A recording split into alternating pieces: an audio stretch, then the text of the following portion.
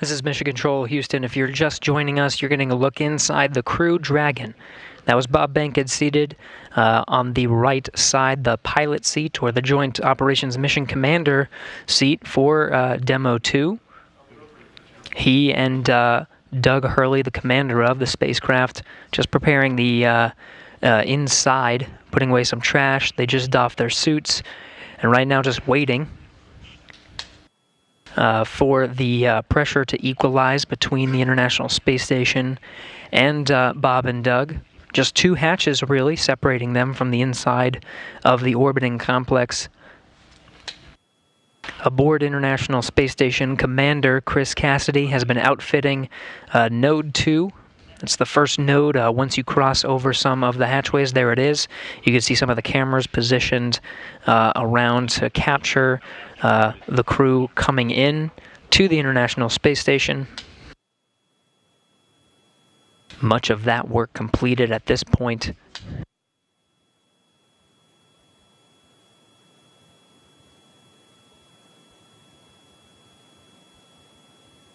Really, at this point, just waiting for good leak checks between Station and Dragon.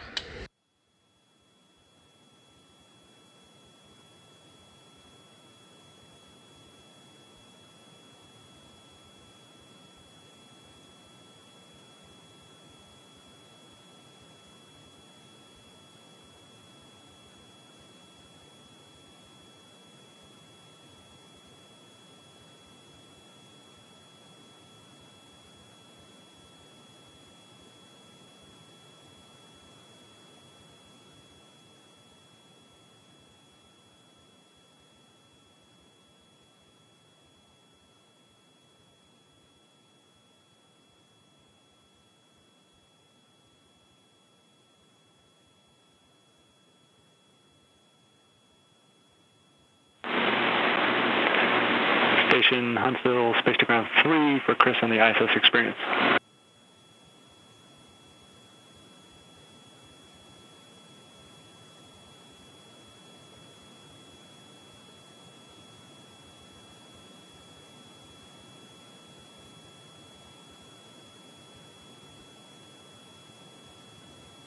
Head on 3.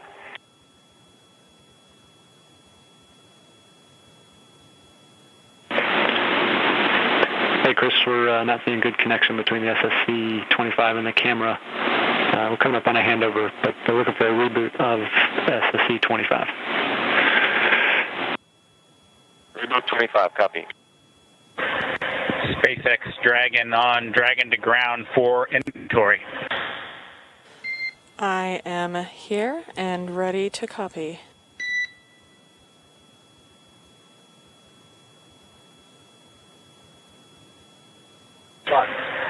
Okay, Anna, we'll start with location 9 from bag 203.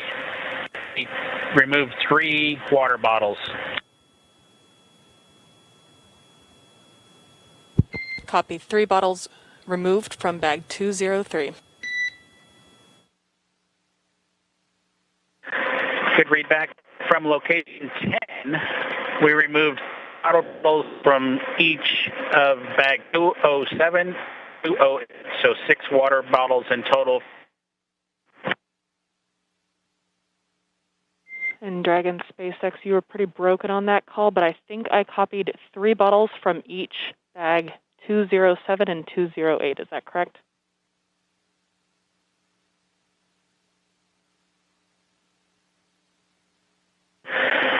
That is a good readback, Anna. I copy.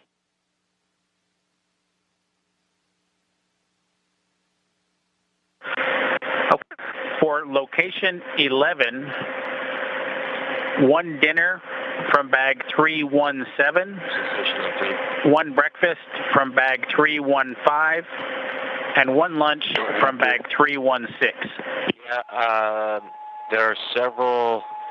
I copy 1 dinner from 317, 1 breakfast from 315, and 1 lunch from 316. Folks are interested, but they're all everything that was taken has been sent down.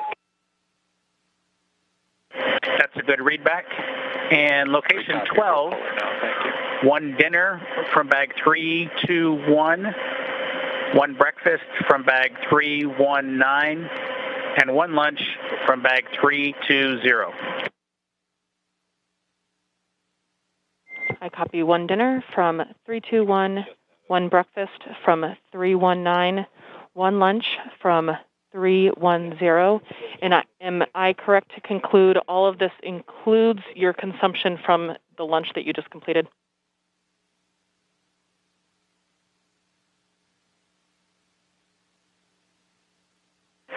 That's correct, Anna. We've finished eating, and the lunch we just completed is a good complete list of what I've read down to you so far. The only thing we have remaining is the flush of the waste system here, and we'll do that with a water bottle and report when we do that a little bit later. Copy. That sounds like a perfect plan. Thank you so much.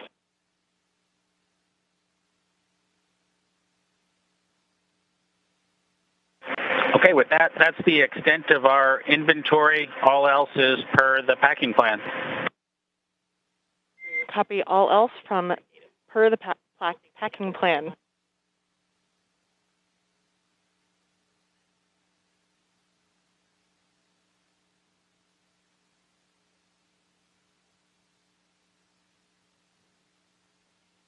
This is Mission Control Houston. You've seen Chris Cassidy, International Space Station Commander, do much of the setup, but he does have 2 crew members on board, both Russian cosmonauts. Next to him right now is Ivan Wagner,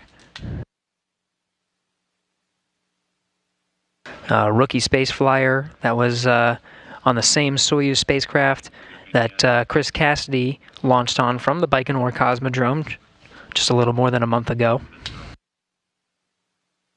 Also on board is Russian cosmonaut Anatoly Ivanishin.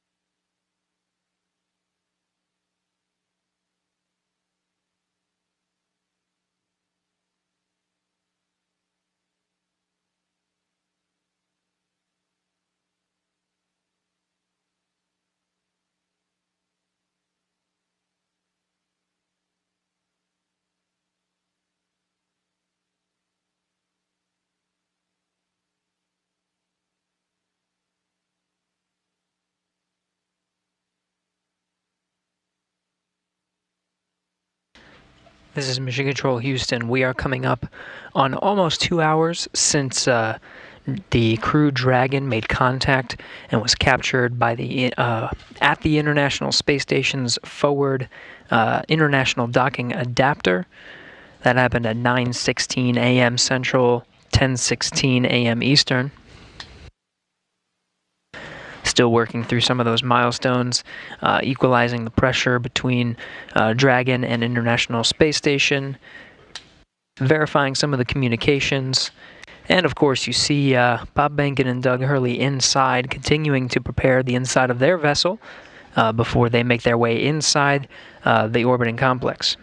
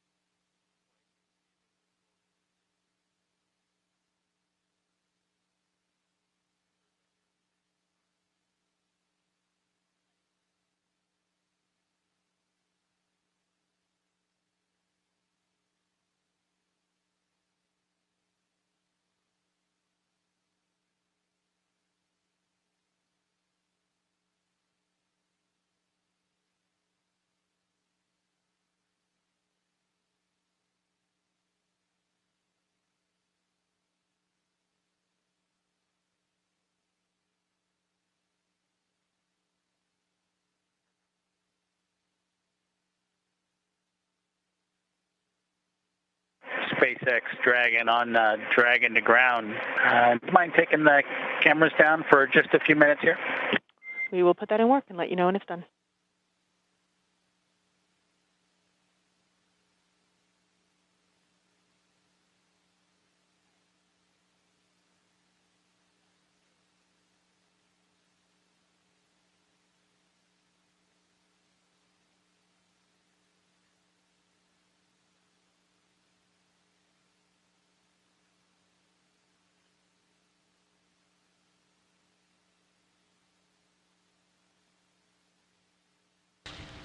This is Mission Control Houston. You heard the call from Bob Behnken, Joint Operations Mission Commander of the Demo 2 mission, taking down some of those video feeds. We're still waiting for some of those milestones to pass before actually opening the hatch. The Dragon crew continuing to get themselves ready before opening the hatch. Chris Cassidy on the other side, just preparing some of the camera views, making sure everything's set there, done even a little bit ahead of time. We do have confirmation that there is a good data connection path between Dragon and the International Space Station. Some of those checks underway next.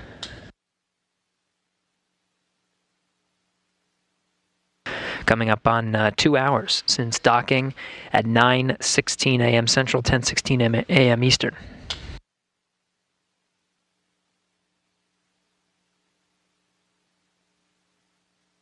Space Station on 3. The SSC's been rebooted. Any success? Hey, Chris, we see good connection between the SSC and the camera, and we're just performing the calibration now, and we'll start recording shortly. Thanks for your help. Yeah, no problem. Happy to help. Dragon SpaceX, we have gone exterior with the cameras.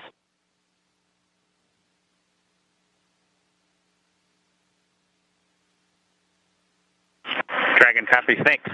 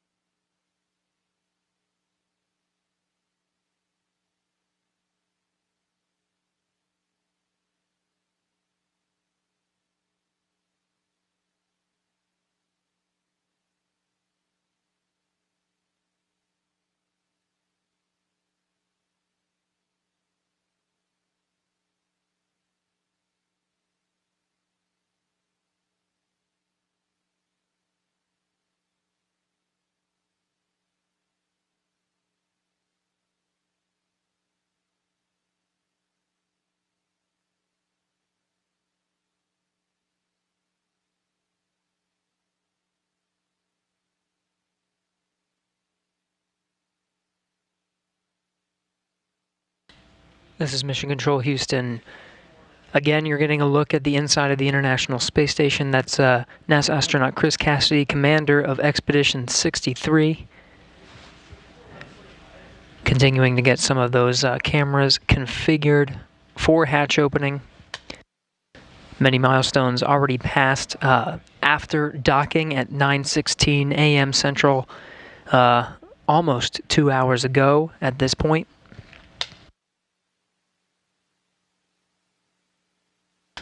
At the time of docking, the International Space Station was on Russian thrusters. After contact and capture, was moved over to control moment gyro, stabilization and attitude control, now back to its standard configuration of thrusters and control moment gyros. After an umbilical connecting Dragon to the International Space Station was established, we did get confirmation of good power flowing from the International Space Station to Dragon. Dragon now relying on station power. We did get confirmation of good data transmission, and of course the teams here on the ground, both here in Houston and in Hawthorne, troubleshooting some of the communication to make sure that is ready to go prior to hatch opening. Pressurization between International Space Station and Dragon brought up to the same pressure, 14.7, the same we would find here on Earth. Leak checks are next to confirm the pressure is stabilized between the two vehicles. You see the hatch just on the other side of Chris Cassidy there. That's the hatch to the pressurized mating adapter. There's two more hatches once you go down that hatchway. One is to the international docking adapter, and the other is the hatch of Dragon itself.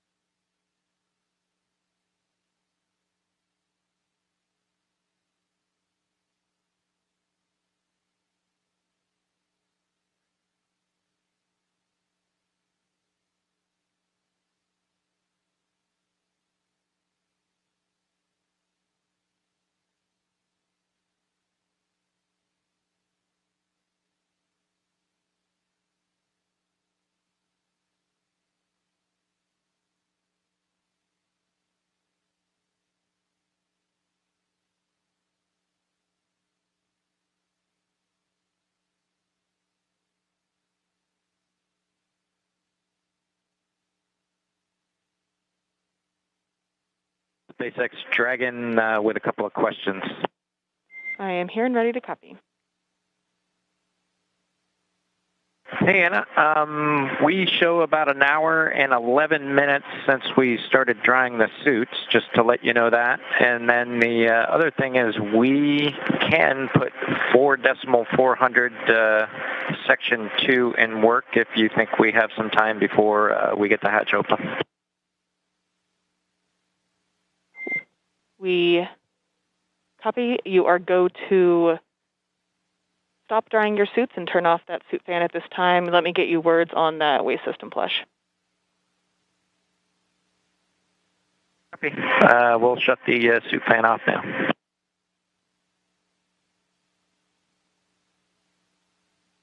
In Dragon SpaceX, we are about a half hour prior to hatch open, so you are go to do that waste system flush if that sounds good to you at this time.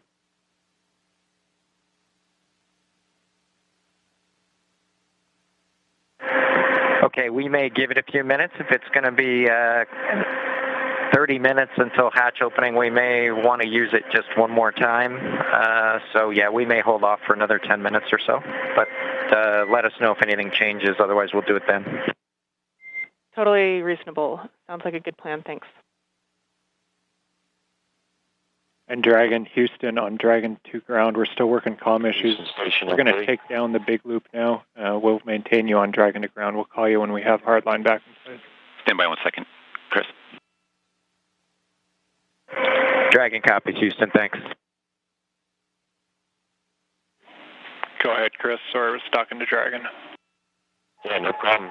Hey, I'm just looking ahead at the PAO event, and I know it says video through the node 2 and space to ground 2 up and down. It would only take me about 1 minute to change back over to the encoder and go do comm the normal way that we do PAO events, if that's something that's preferred.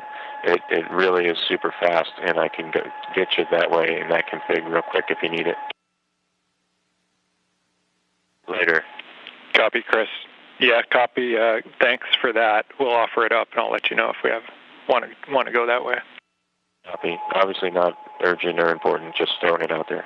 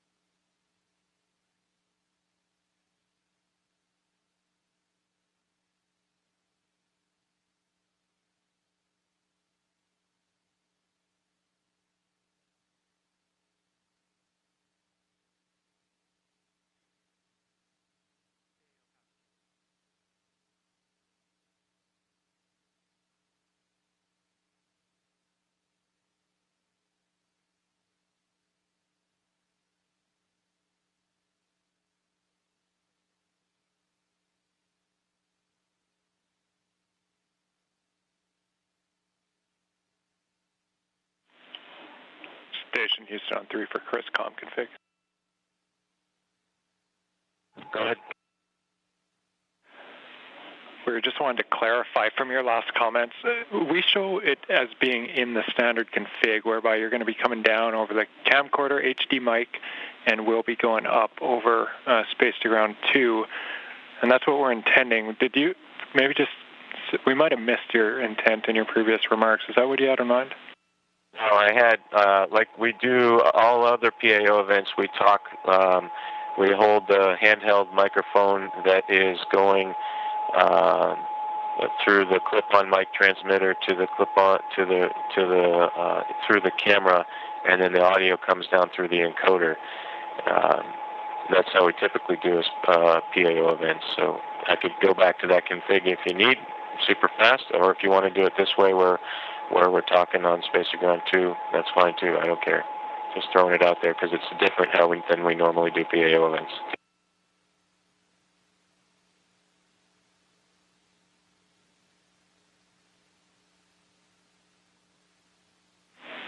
Standby. And just to be clear, when the config we're in now is the Node 2 camera is not connected to the encoder, as you probably know. So all I would do is just plug the cable back into the encoder and switch back over to the nominal Node 2 camcorder.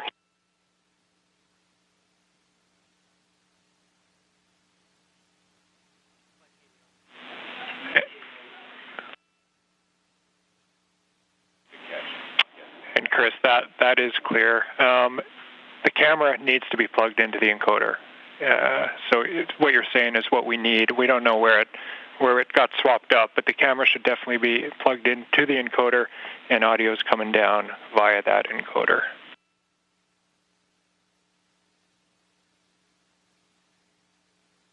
Okay, so yeah, we'll just use it on the. I guess what I was thinking is going back to one without a battery and not be dependent on the battery, and going back over to the nominal cable, which includes power. I just get a little leery about relying on these batteries. Copy. We have Photo TV online, so we're talking to them on the phone right now. Standby one.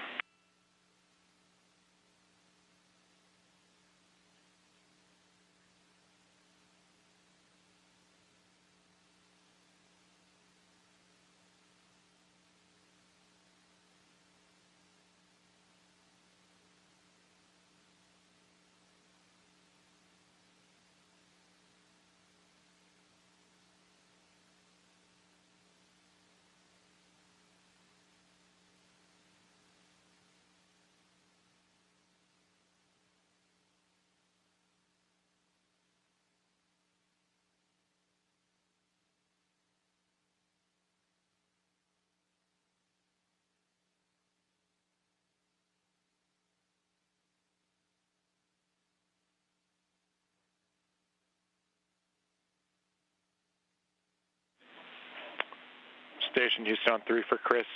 Microphone and the free float camera both connected to the encoder. Does that clear it up?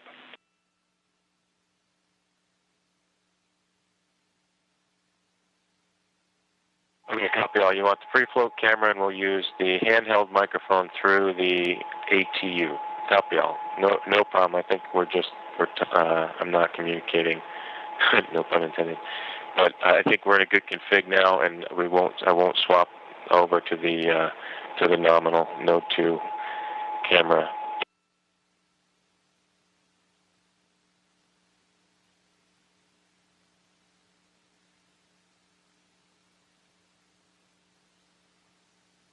He connected a new cable. Down by Chris.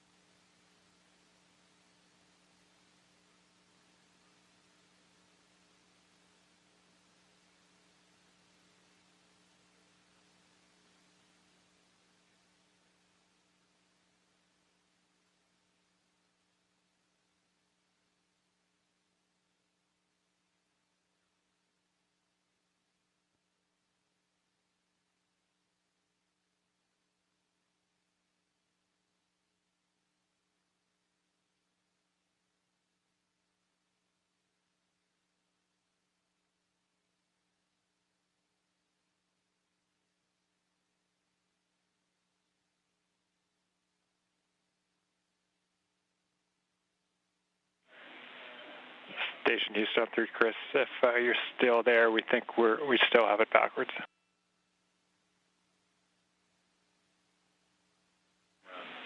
So I see you look. Yeah, I see in the video now. So we still have PAO on the line. Sorry for the confusion, but I think this much is clear. This morning, we moved cameras, we swapped the cameras that were connected to the encoder. What we want now, we're getting video from the free float camera through the encoder, so that's good. We're seeing it right now. What we need, just relaying here, is your lapel mic. That has to go through that new free float camera, so that your mic connects to the free float camera, and then that audio comes down through the encoder. Does that make sense? That's the config it's in right now, and that's all perfect. The only benefit, I guess, I didn't initially make it clear is if I switch back to the normal cable and the normal camera, we're not dependent on a battery power on the camera. I just am worried that throughout this whole event, we're gonna that all of a sudden the battery's gonna go out. If I go back to the normal. SpaceX Dragon on Dragon to ground. Now report complete with 4.012. Benefit to this free flow camera Copy is complete with 4.012. Make it all the way into the Dragon, which I don't think we could do with the other cable. So my thought was, after we do all of the ingress stuff and we switch gears to the PAO ceremony when we're standing right in front of the hatch, we could have actual power to the camera. But it's really no big deal. What I'll do is I have got a couple batteries on standby, and I'll just make sure there's a fresh battery right before we start that PAO event.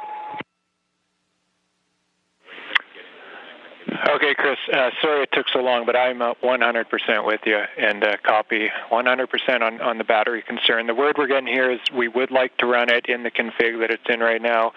We copy all on the battery config. Great idea to have a few spares nearby, but we think it's going to last throughout the whole event.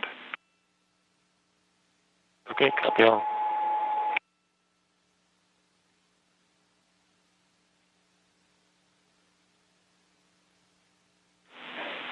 And Station Houston on 3 for Chris. With that out of the way, you have a go when able for your 1615 activity. 1615, that's your go for steps 3 and 4 in 2.102 Crew Dragon ISS arrival. Okay, 1615 activity, in work.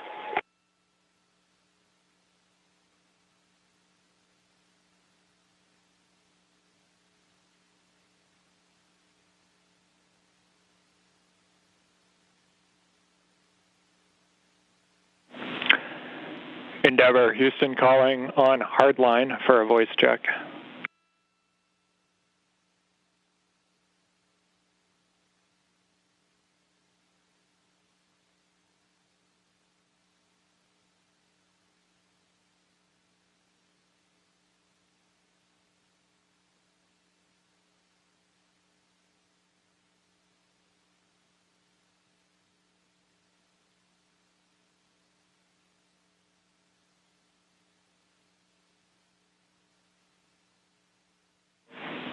Endeavour, Houston calling via hardline for a voice check.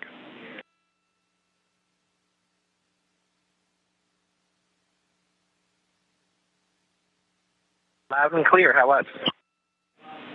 Hey, Endeavour, Houston, we have you loud and clear on hardline. Great news. Well, congrats. Sounds like we got it at least somewhat sorted out. Affirmative, concur. We think we might have found an interference between C2, V2 and the hardline system, but we're going to keep it here for now and proceed down the timeline. Never copies.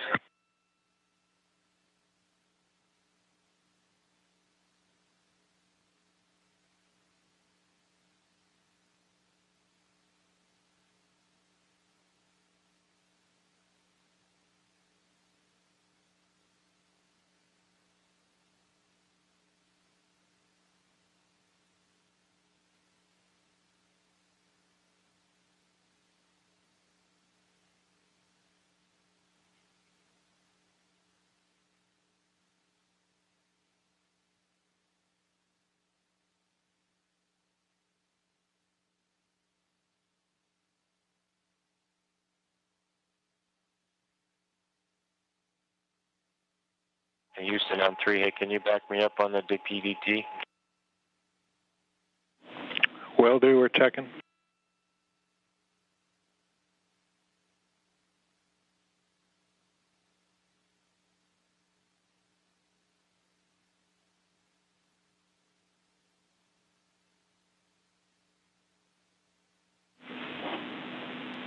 Station Houston on 2, Chris, TPT is good. You're good to continue. Copy, thanks.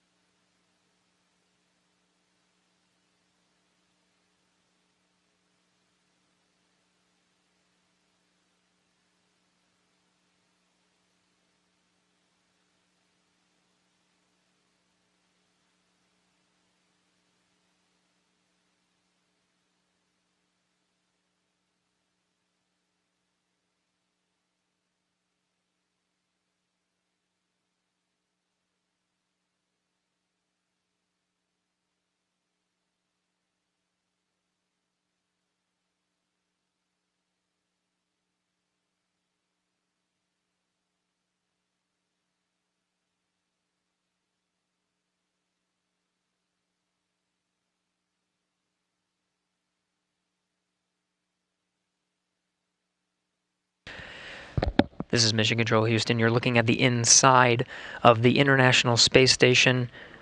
What you were hearing before were just some of the audio and video checks, just making sure that everything's synced up so that we get the best views and the best audio possible for when Bob Behnken and Doug Hurley come through that hatch.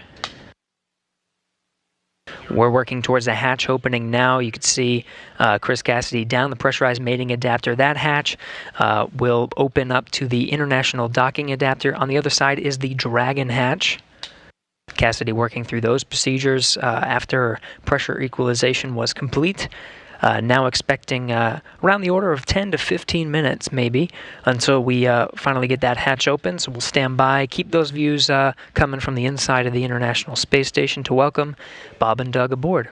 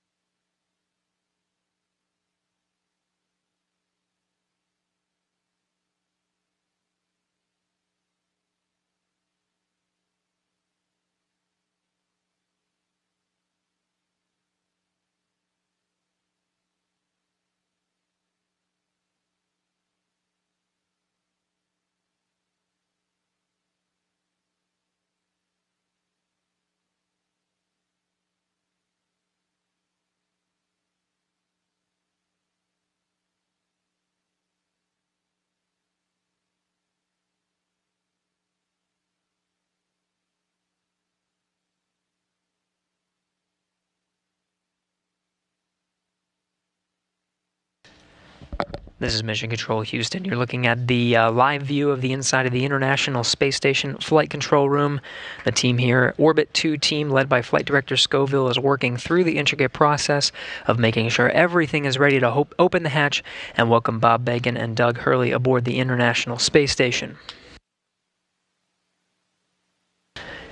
It's been a journey so far to get to this point. More than 2 hours ago, made contact and capture with the International Space Station was the Dragon vehicle, the Crew Dragon vehicle, with Bob Behnken and Doug Hurley aboard, 9:16 a.m. Central, 10:16 a.m. Eastern. Dragon FM voice check. How do you read me? Counting. 1, 2, 1, 30-minute 1, timer that 2, you gave 2, us a little 1, bit 2, earlier. 3, 1, 2, 4, 1, 2, 5. Here, and then give you go to come back on board.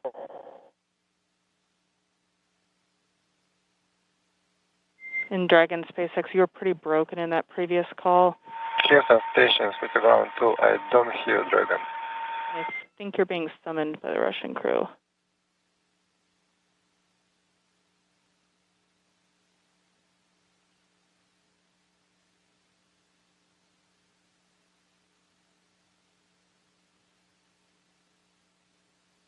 In Dragon SpaceX, I was told to proceed with you. Can you please repeat your last?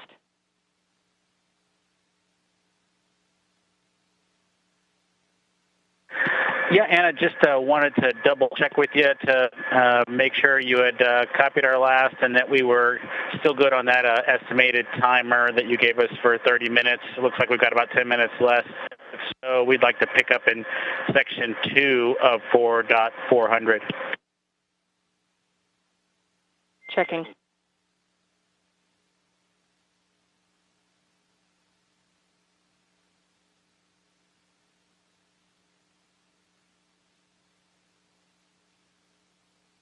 This is Mission Control Houston. Chris Cassidy opens the hatch to the International Docking Adapter, 11:37 a.m. Central Time. Station and Dragon flying together, 267 statute miles over the South Pacific.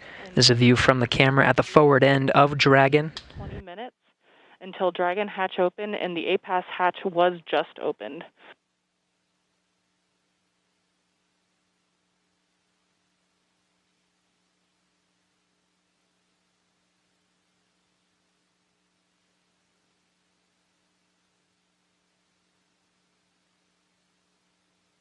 Again, 11:37 a.m. Central.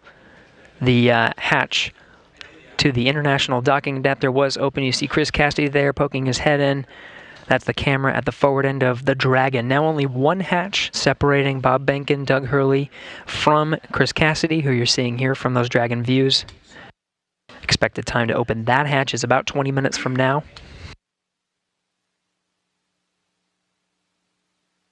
We'll report that time to you and expect to do a welcome ceremony at 12:15 a.m. Central Time, 1:15 p.m. Eastern. That'll welcome Bob Behnken and Doug Hurley aboard the International Space Station as part of the Expedition 63 crew.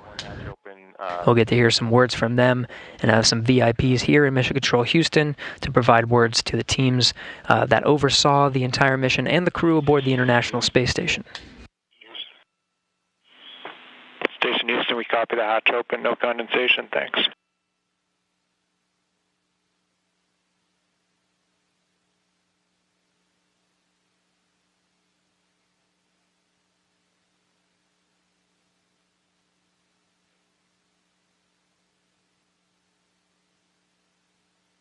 Dragon SpaceX on Dragon to ground, comm check.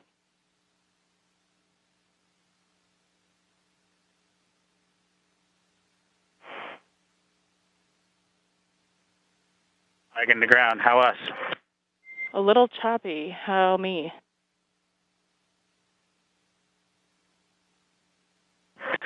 You are loud and clear.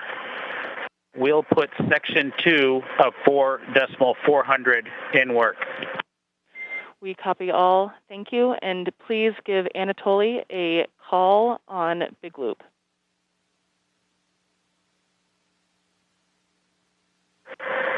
Okay, we'll call Anatoly on the Big Loop, and I'd also like to report 2 bottles of water consumed from location 9, bag 204.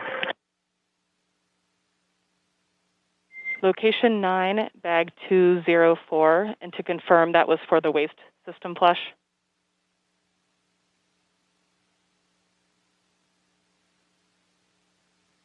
1 for the waste system.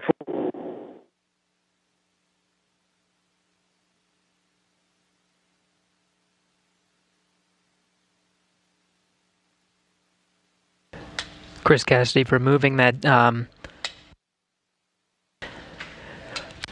target from the APAS hatch docking interface. Dragon, comm check on the big loop for Anatoly from Endeavour.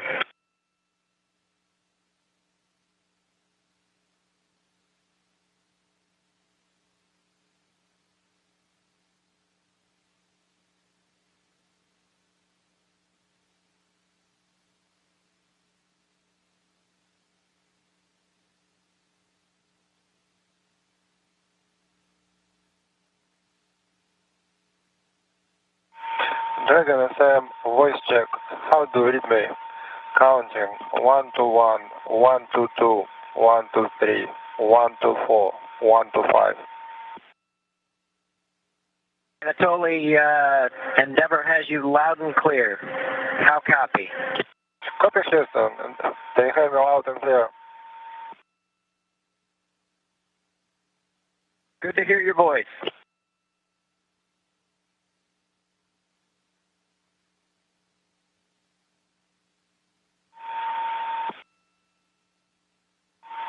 Dragon FM, how do you read me?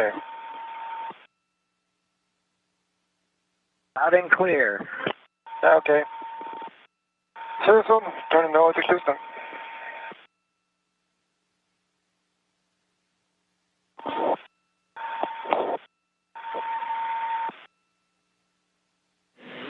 And all players from Houston, that completes the comm checks. Thank you. Copy. Okay.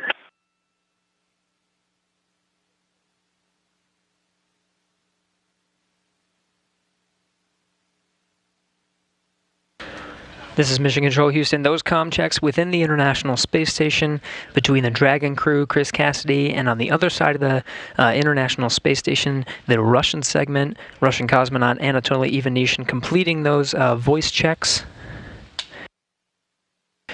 You can see Cassidy continuing to outfit the hatch, just clearing the space and providing some padding and removing that docking target from the APAS hatch. Thanks, Dragon. Go ahead and Dragon to ground. So I copy that the waste system flush is in work, and 2 more bags were consumed from location 9, bag 204, and that includes the water used for the waste system flush. Is that all correct?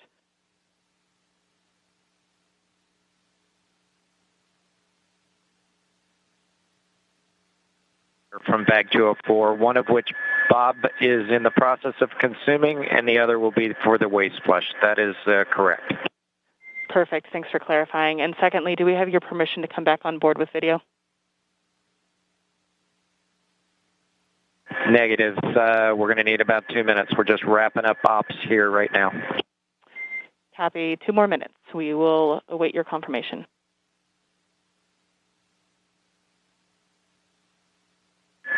Thank you.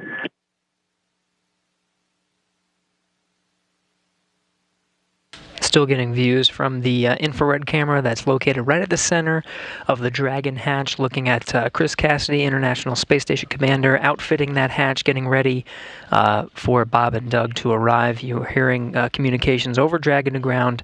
That was Bob Behnken and Doug Hurley on the other side of that hatch, inside the crew Dragon vehicle, finishing up their operations on the inside for that hatch opening, expected in about 10 to 15 minutes.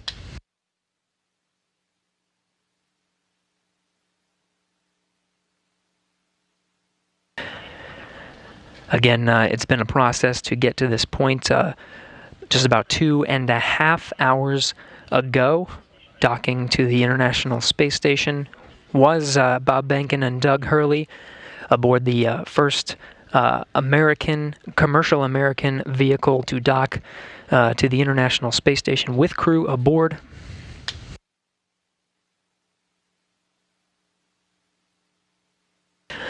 Again, we're expecting about 10 to 15 minutes to open up that hatch One more hatch separating Bob Behnken and Doug Hurley from the inside of the International Space Station, still looking at Cassidy doing some of the prep work for that hatch. We'll get some great views that Cassidy set up over the past few hours to capture this historic moment today. Be sure to stay tuned in at 12:15 p.m. Central Time, 1:15 p.m. Eastern. We'll start a welcome ceremony officially welcoming Bob Behnken and Doug Hurley aboard the International Space Station to join the Expedition 63 crew.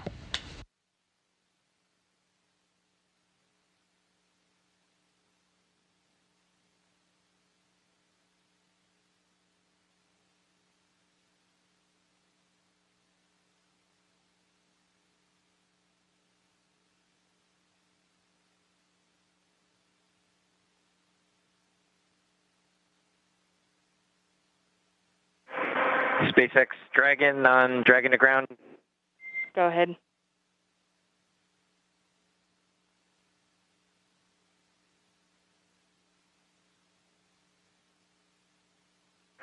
Anna, you're clear to come on board. Copy. Clear to come on board, and thanks for your patience with the comm. We are in an orientation that's creating some blockage to receive your comm on Dragon to ground. Yeah, we figured that was it. No problem. That's part of the deal. Chris Cassidy giving a wave, eagerly awaiting Bob and Doug to come aboard. Just behind him, you see Anatoly Ivanishin and Ivan Wagner, Russian cosmonauts of Expedition 63, standing by. We'll be able to come aboard Dragon here in a sec, get some views from the crew Dragon. We're in a short handover of those communications from the International Space Station. Video and audio should be regaining them momentarily.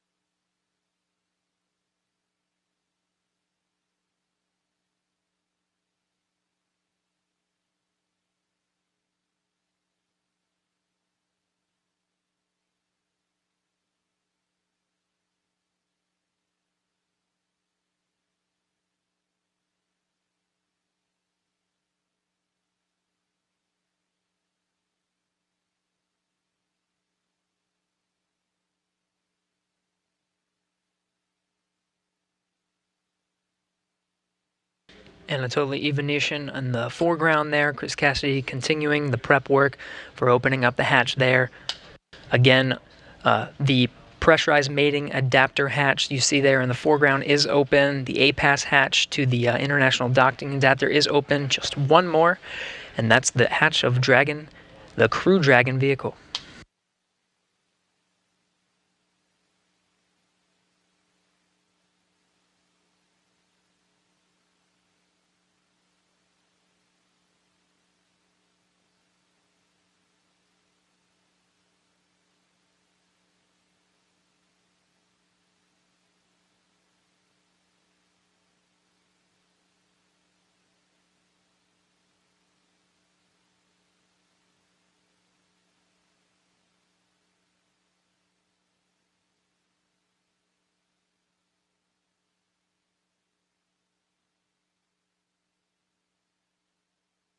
Houston Station, space to ground 2. Station is ready for Dragon hatch equalization. Station Houston copies. Dragon call ready when you're able.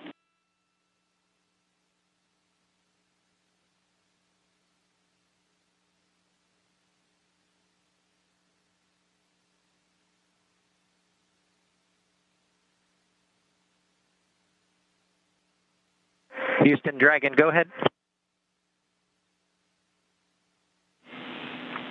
And Dragon Houston, just looking to confirm that you're ready for hatch equalization.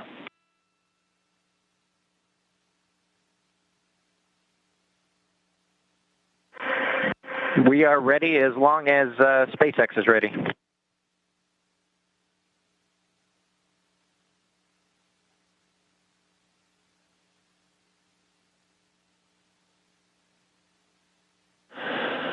Okay, station and Endeavour, stand by for equalization. We're putting it in work. Expected equalization time, 4 minutes.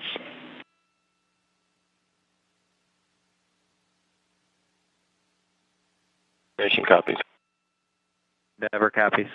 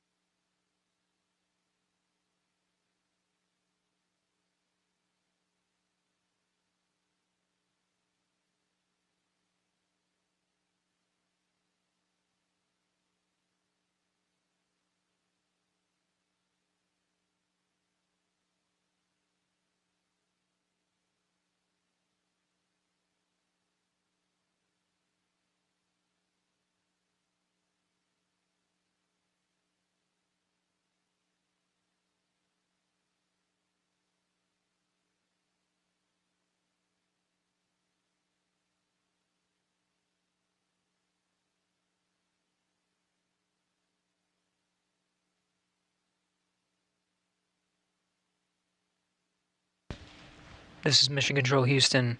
We're continuing to equalize the pressure of that last hatch. Behind that hatch is Bob Behnken and Doug Hurley aboard the Crew Dragon spacecraft. We are moments away from opening the hatch and welcoming them aboard the International Space Station.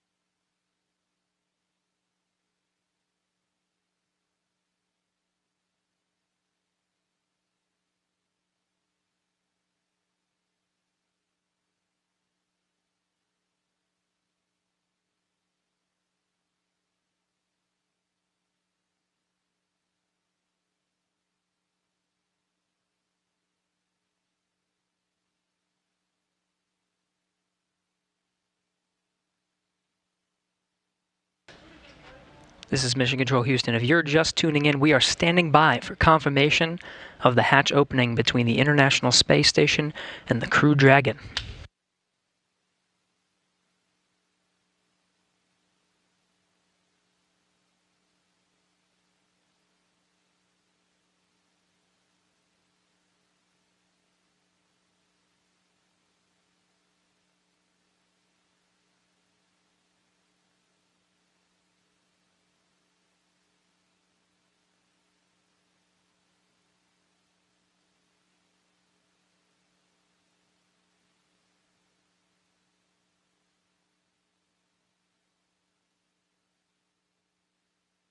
There's the hatch to the Crew Dragon.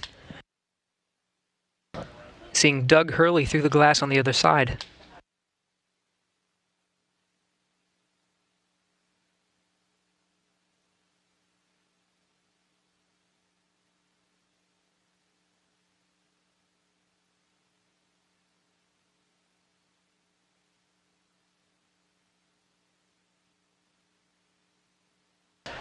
And there's Bob Behnken.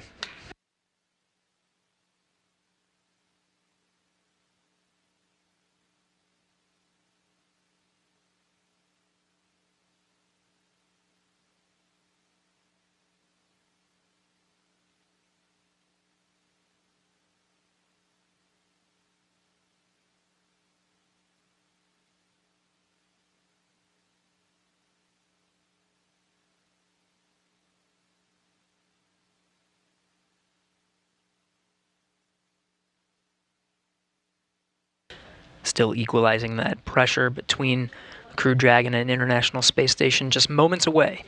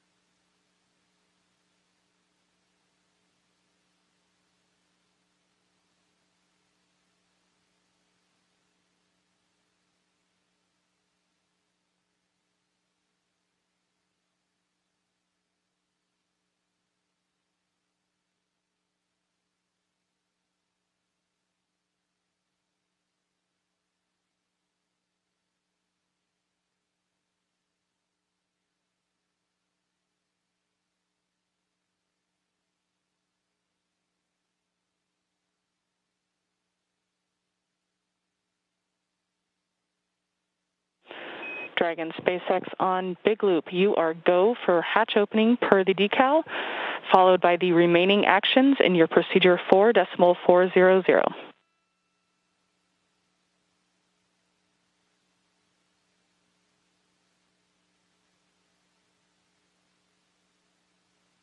Dragon copies, go for hatch opening and remaining steps in 4.400.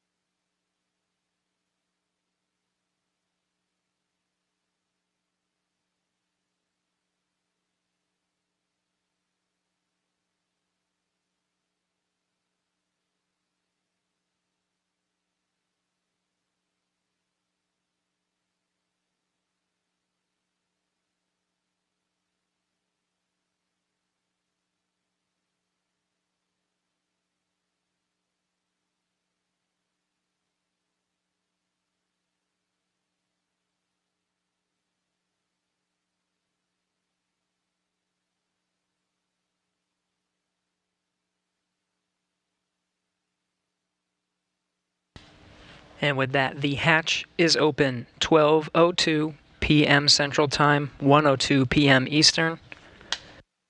Bob Behnken and Doug Hurley opened the hatch to the International Space Station after launching from American soil on a U.S. vehicle for the first time in 9 years, the first time ever for a commercially built spacecraft.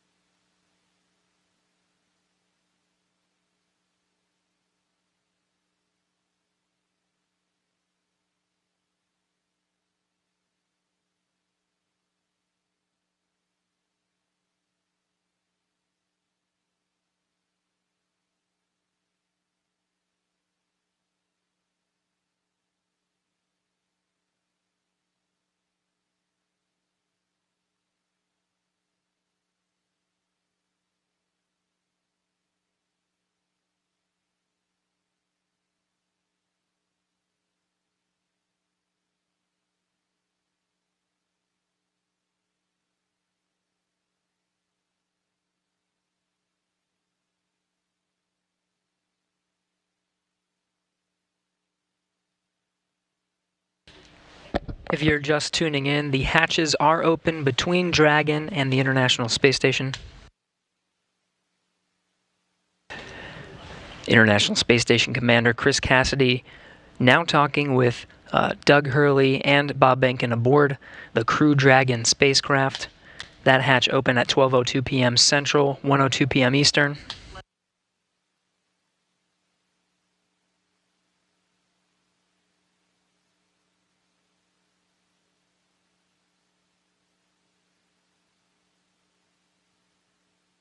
SpaceX Dragon on the big loop. The hatch is open in 5.54.400. How copy? I copy. Hatch is open. Great to hear. Thanks.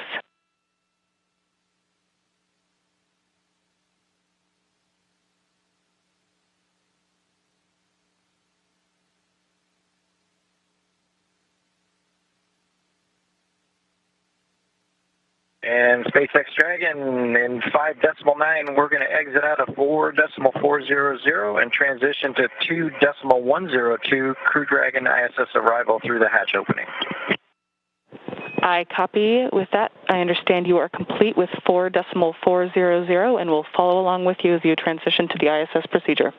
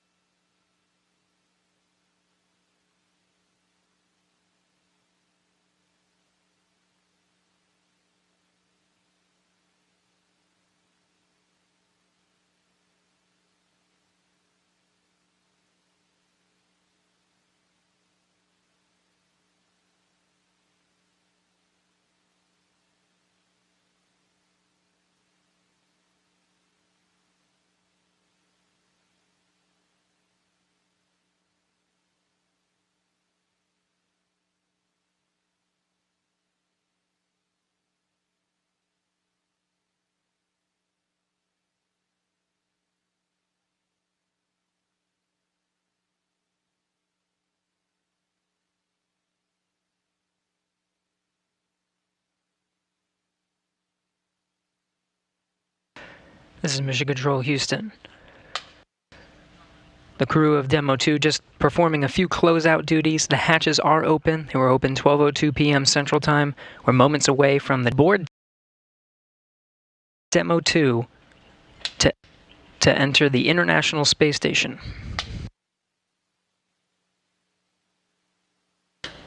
It'll be the first time that Americans will enter the International Space Station on a rocket launched from U.S. soil, built by an American company. The first time ever Americans will enter from a commercially built spacecraft.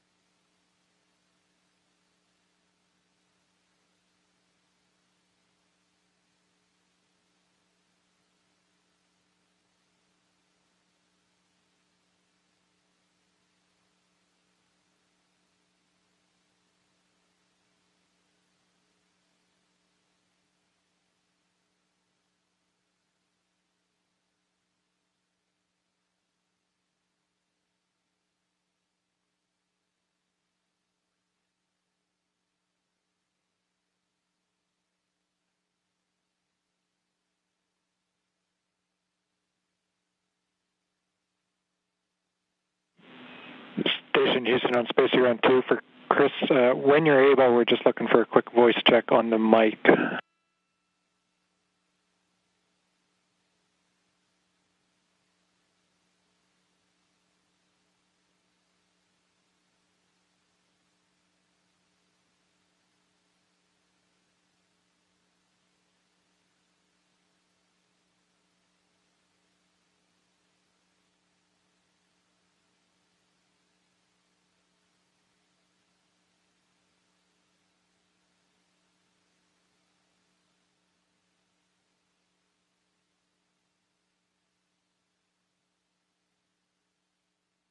Station Space Ground 2, go ahead.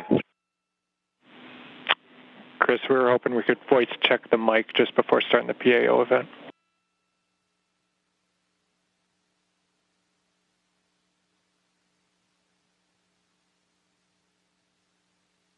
Okay, copy that.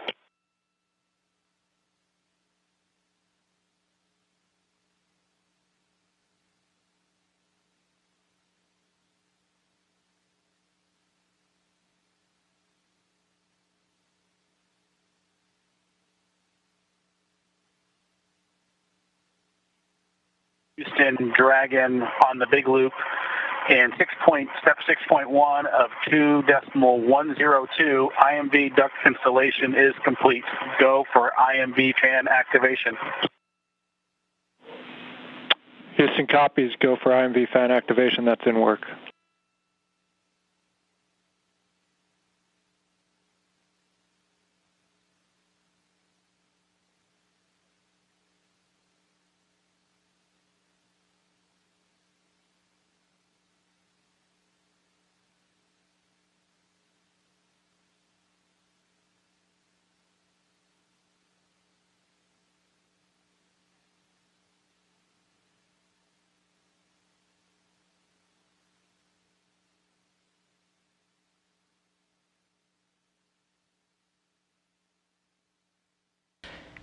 If you're just tuning in, you're getting a live look.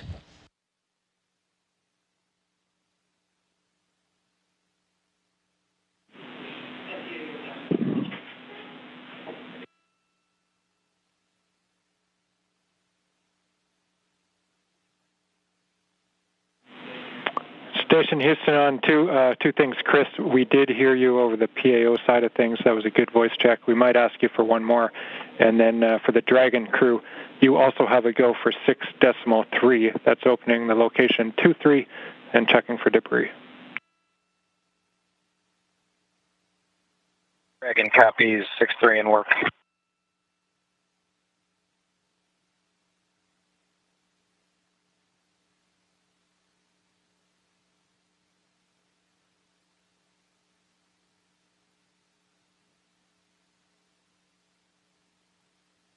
If you're just tuning in, you're getting a live look.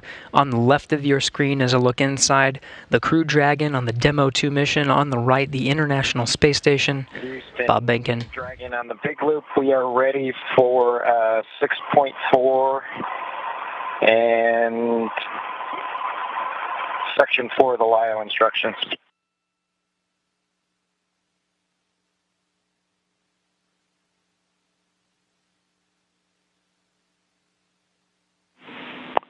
And Station, we copy. Dragon crew, you are go at 6.4. In work.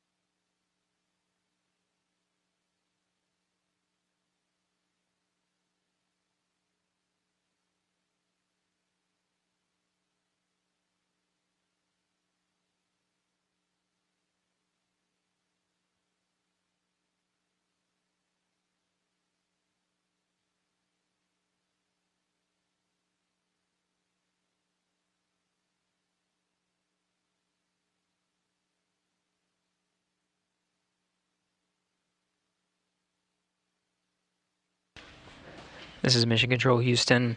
You're getting a live look at the inside of the International Space Station, losing video communication from the International Space Station. It will only be momentary. We'll have those views back to see Bob Behnken and Doug Hurley enter the International Space Station.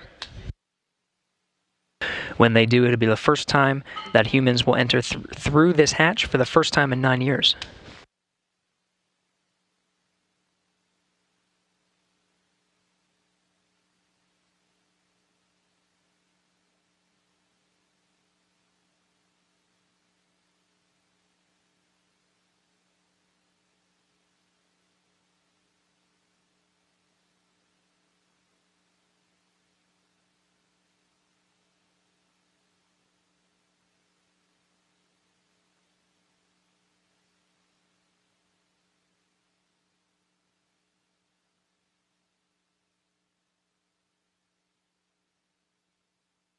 Dragon, so we had to I had to load the procedure from my iPad and hand it into them, so that's what took a little longer.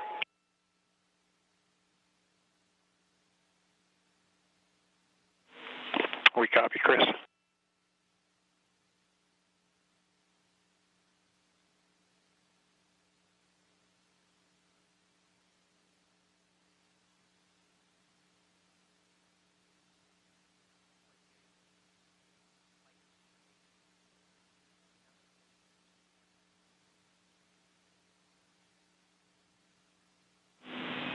Station Houston on 2 for Chris. When convenient, PAO requests an additional voice check through the mic.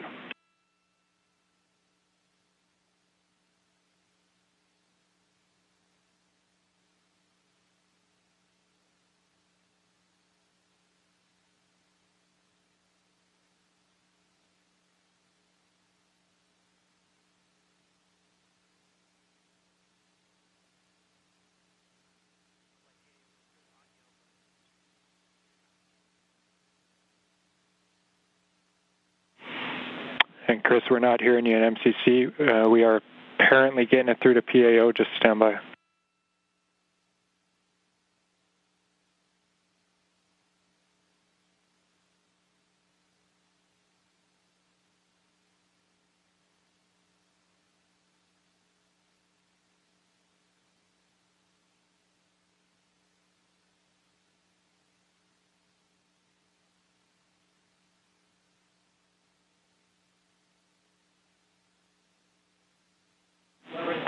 Chris, PAO is working comm reconfig. I'll call you if we're ready for another check.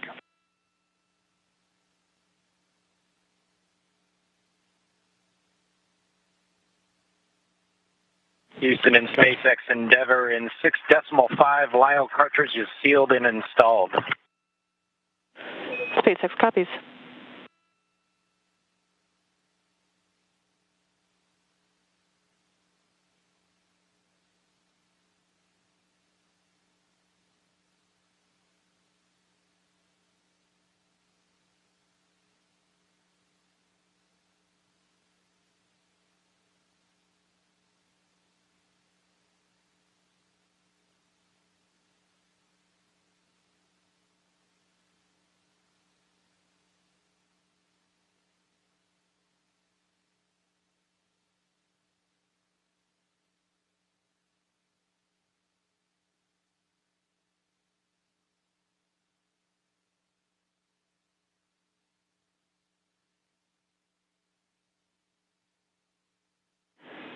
Station Houston on 2 for Chris. We wanted you to confirm that the mic is in channel 1. It needs to be in channel 1. A thought here is that it could have been bumped over to 2.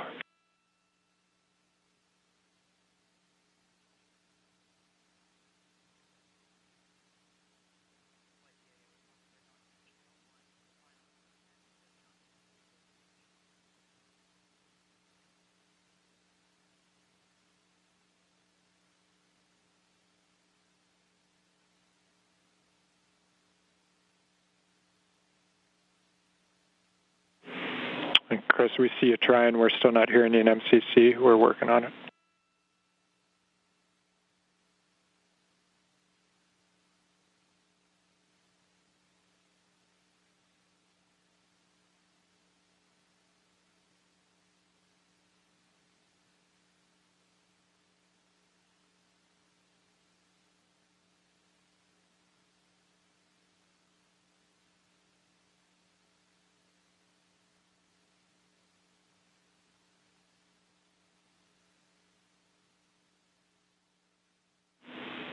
And Chris, nothing in MCC. We see you trying. The word here is that as long as that is in channel 1, any problems past that point are on our end, so we're looking into it. We'll be right back to you.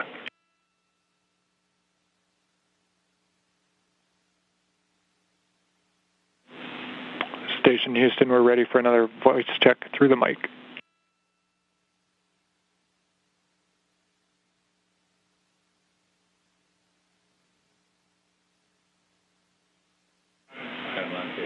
Station Houston, we have you loud and clear through the mic. Thank you.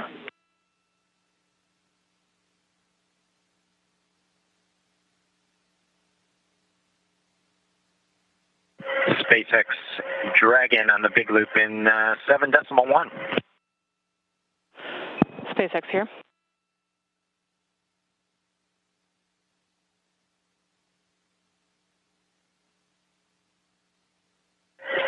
Okay, Anna, in 7.1, it appears that the AVV inner Bravo is open, as well as the PPRV ISO valve.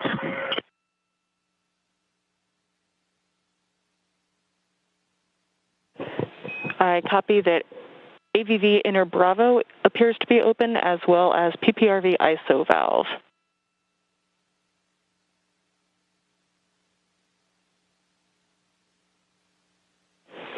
Go ahead and cycle them to close if you're good with that call. Yes, we are good with that call and appreciate the status. Thank you.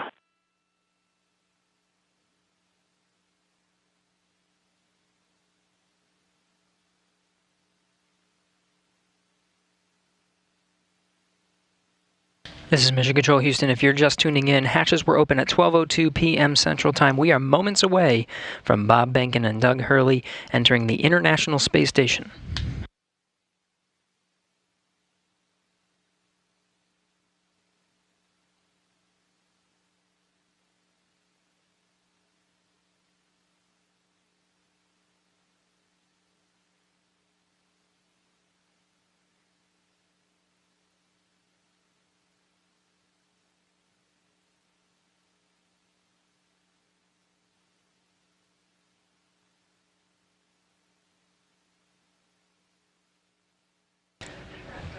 Again, this is Mission Control Houston, moments away from Bob and Doug entering the International Space Station. Shortly after they enter, we will conduct a welcome ceremony. There will be VIPs here in Mission Control Houston, Ficker 1. Looks like they're all closed visually now. We are in 8.3 for both SpaceX and Houston. Dragon arrival configuration is complete. SpaceX copies. All valves appear closed visually now, and arrival configuration complete. Excellent to hear. Houston copies. And with that, Endeavour, welcome to the International Space Station. Please come aboard.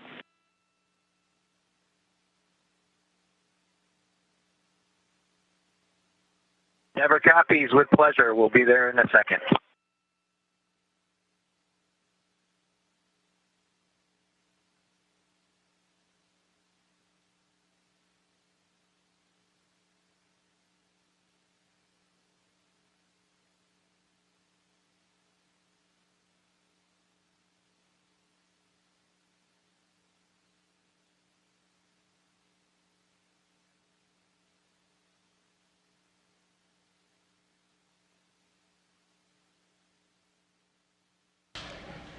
We have Bob Behnken from SpaceX Demo 2 mission entering the International Space Station.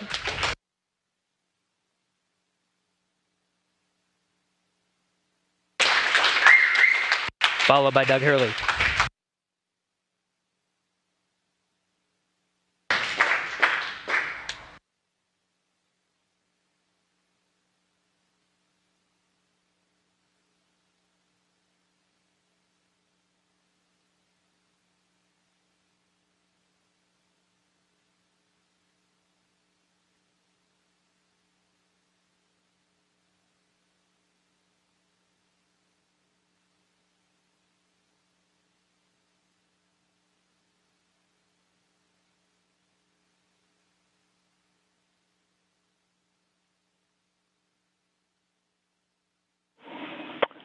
And Station Houston, we see you, and it's a great-looking photograph.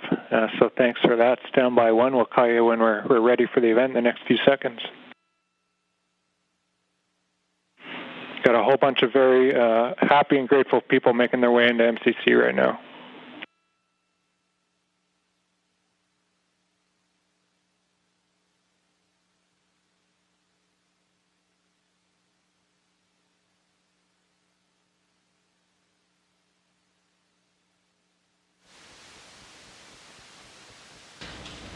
Demo 2 crew now aboard the International Space Station. They entered at 12:22 p.m. Central Time.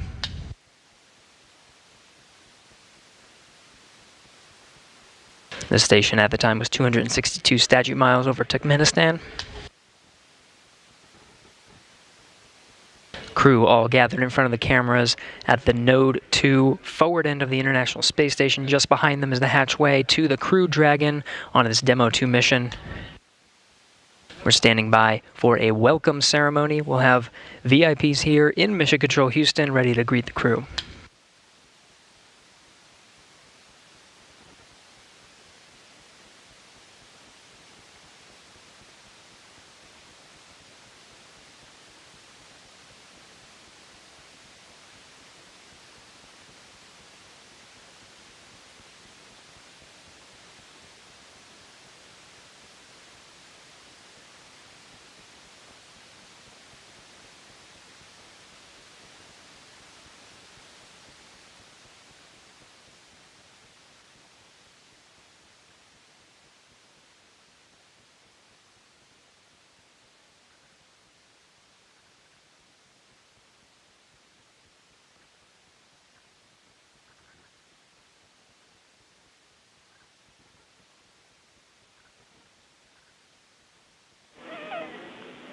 And Station, we're just about ready. Stand by.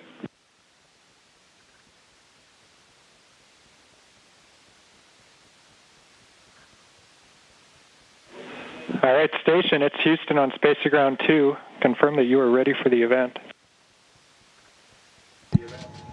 Houston, this station, we are ready for the event. Copy that. And, sir, Administrator Bridenstine, welcome to MCC. Please call Station for a voice check. Station, this is the NASA Administrator. Can you hear me? We hear you loud and clear, sir. Welcome to the space station. Thank you, Chris. It's good to see you. And welcome to Bob and Doug. I will tell you, the whole world saw this mission, and we are so proud of everything you have done for our country and, in fact, to inspire the world.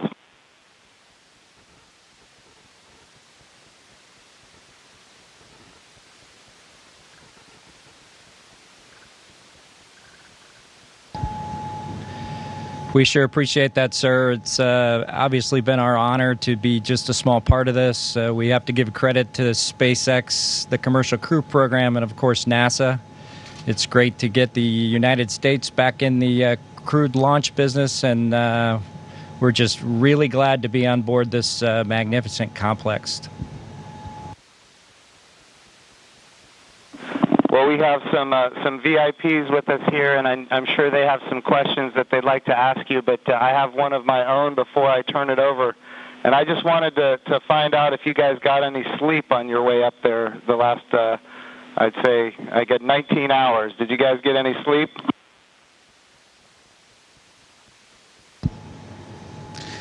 Yeah, I think a lot of folks in Hawthorne were asking the same question, sir, but we did get probably a good 7 hours or so opportunity for sleep, and I did succeed at sleep, and Doug did as well. So the first night is always a little bit of a challenge, but the Dragon was a slick vehicle, and we had good airflow, and so we had a excellent evening, and just excited to be back in low Earth orbit again. Amazing. Well, one of the people that is here with us today is Senator Ted Cruz, and of course he's a huge advocate of America's space program, and he's been somebody who has helped us so much as we transition from one administration to the next administration. And the reason missions like this can have success is because of continuity of purpose. And Senator Ted Cruz was a leader on a bill called the the NASA Transition Authorization Act. And because of that, we have had a lot of political support, and we're very grateful for his leadership. Senator Cruz, would you like to say a few words? Well, congratulations, gentlemen. The eyes of the world are upon you, and everyone is proud of you. All of America is watching you, and today and yesterday represent big, big days. We're looking at a decade since we've had American astronauts launched on an American ship from American soil. And I can tell you, I sat with my wife and kids in our living room watching on TV yesterday, and I suspect we did what just about everyone watching did, including both of you, which is held our breath as it took off.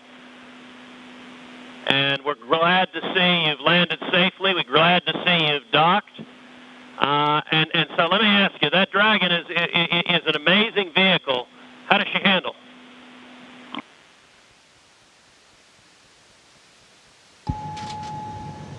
It flew just like it was supposed to. It was we had a couple of opportunities to take it out for a spin, so to speak, once after we got into orbit last night, and again today about 20 minutes before we docked. And my compliments to the folks back at Hawthorne and SpaceX for how well it flew. It is exactly like the simulator, and we couldn't be happier about the performance of the vehicle. What do you guys hope to accomplish in your time on the International Space Station?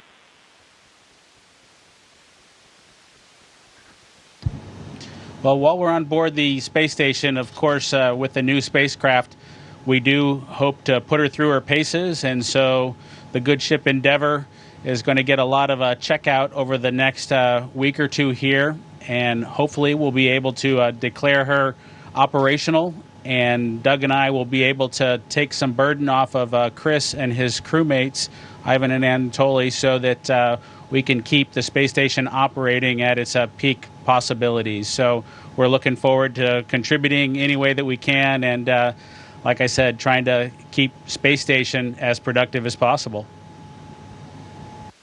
As a country, we're in the midst of a tough week. We're seeing protests, we're seeing a lot of anger, we're seeing violence. And I have to say, this launch and y'all's docking is a powerful inspiration of what we can do when we come together, of the power of unity, the power of ingenuity. And so I guess the last question I would ask you is since you have the opportunity to address, in particular, all the young people in America, what would you tell them in terms of what we can do when we can come together?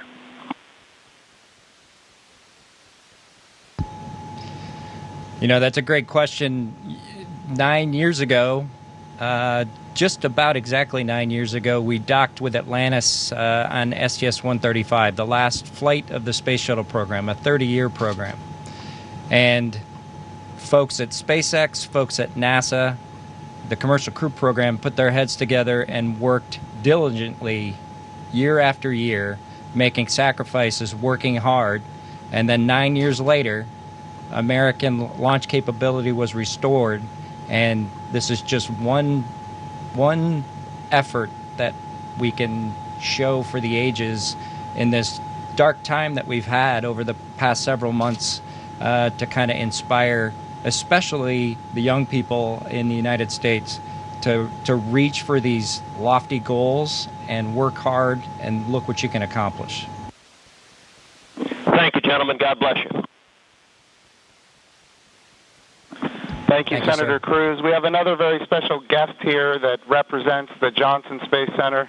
And, of course, it's my good friend from the House of Representatives, Dr. Brian Babin. And I want to be clear, he also was a big part of the NASA Transition Authorization Act, which gave us the continuity of purpose to make this happen today. So, gentlemen, here is Dr. Brian Babin from the state of Texas. Thank you.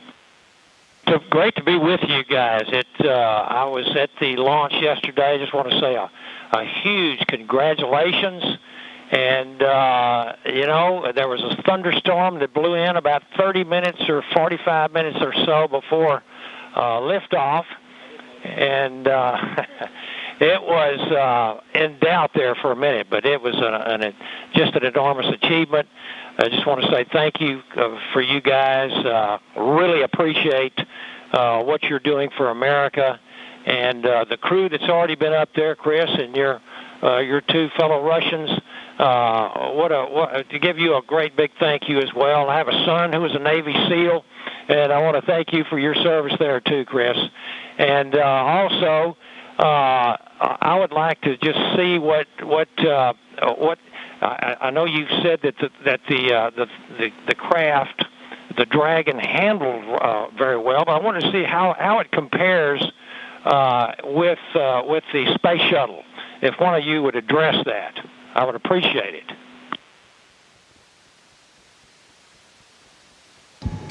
Well, thank you, sir. It certainly has been a long endeavor for us and our namesake spacecraft. We're proud to have her on board the International Space Station after all that the teams around the country and across America have done to get us here today. As far as a comparison with the space shuttle, both Doug and I took a few minutes while we were accomplishing the approach and docking to, in our spare time, talk a little bit about it. We were surprised a little bit at how smooth things were off the pad. The space shuttle is a pretty rough ride heading into orbit with the solid rocket boosters. And our expectation was, as we continued with the flight into second stage, that things would basically get a lot smoother than the space shuttle did. But Dragon was huffing and puffing all the way into orbit, and we were definitely driving or riding a Dragon all the way up. And so it was not quite the same ride, the smooth ride, as the space shuttle was up to MECO. A little bit less G's, but a little bit more alive is probably the best way I would describe it. Anything else, Doug? No? Sounds good. Bob, what is MECO?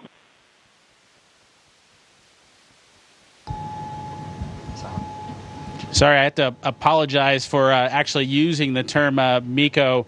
It's a little bit confusing between the space shuttle and the Dragon vehicle. So it's a main engine cutoff is what MECO stands for.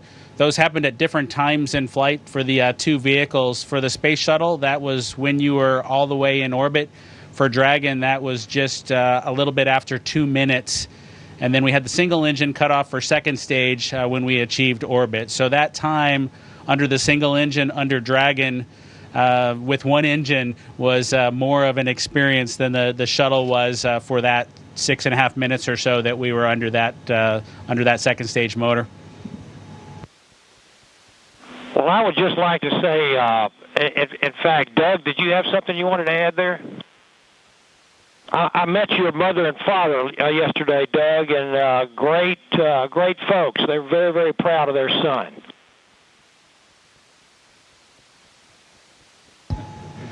Yeah, that's pretty cool.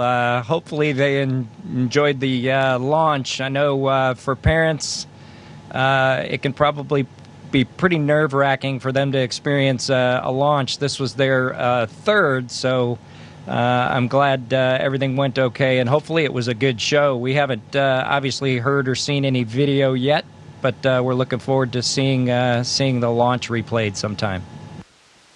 I can assure you that it was a great show. It was one of the treats of my lifetime, I would have to say, and many other folks that were sitting there looking all across the country and even the world.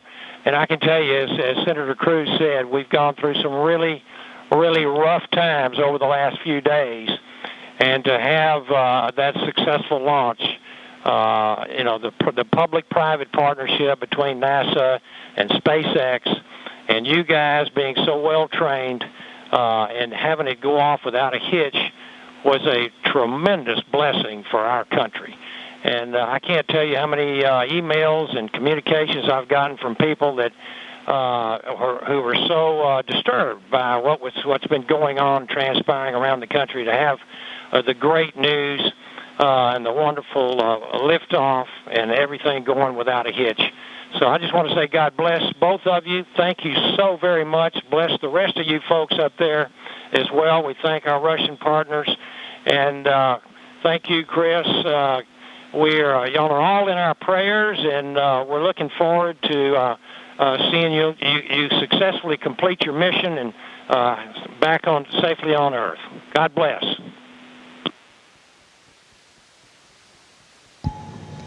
Thank you very much. Yeah, and just so you guys are aware, the show was in fact spectacular. The ratings on NASA TV beat everyone else. Not just some of them, it beat all of them, and that includes, just so everybody is aware, the whole world saw this. It trended #1 on Twitter. It was the #1 thing talked about on social media in general. This was an amazing moment, and it represents a transition in how we do space flight from the United States of America. NASA is not going to purchase, own, and operate rockets and capsules the way we used to. We're going to partner with commercial industry for access to low Earth orbit, and those partnerships are going to enable our providers to get customers that are not NASA and drive down our costs. And we're going to have numerous providers that are competing on cost and innovation and safety. And we're going to have more access to low Earth orbit than ever before. And this business model, now that it's been proven on commercial resupply of the International Space Station, now commercial crew to the International Space Station, this model is going to apply, and I know Senator Cruz has this near and dear to him, when we go to the moon. And of course, when we go to the moon, it's going to be done because of the great people here at the Johnson Space Center and so many other centers across the United States of America. But when we go to the moon, we're going to land on the surface of the moon with commercial landers. And of course, we're very proud of the Commercial Lunar Payload Services Program being managed right here out of the Johnson Space Center as well, so that we can take small payloads to the surface of the moon. And all of this is leading up to an amazing day where we have humans living and working for long periods of time on the surface of the moon, but doing it with a purpose. And that purpose, of course, is to go to Mars. Humanity is going to explore more and be able to go further than ever before because of the public-private partnerships.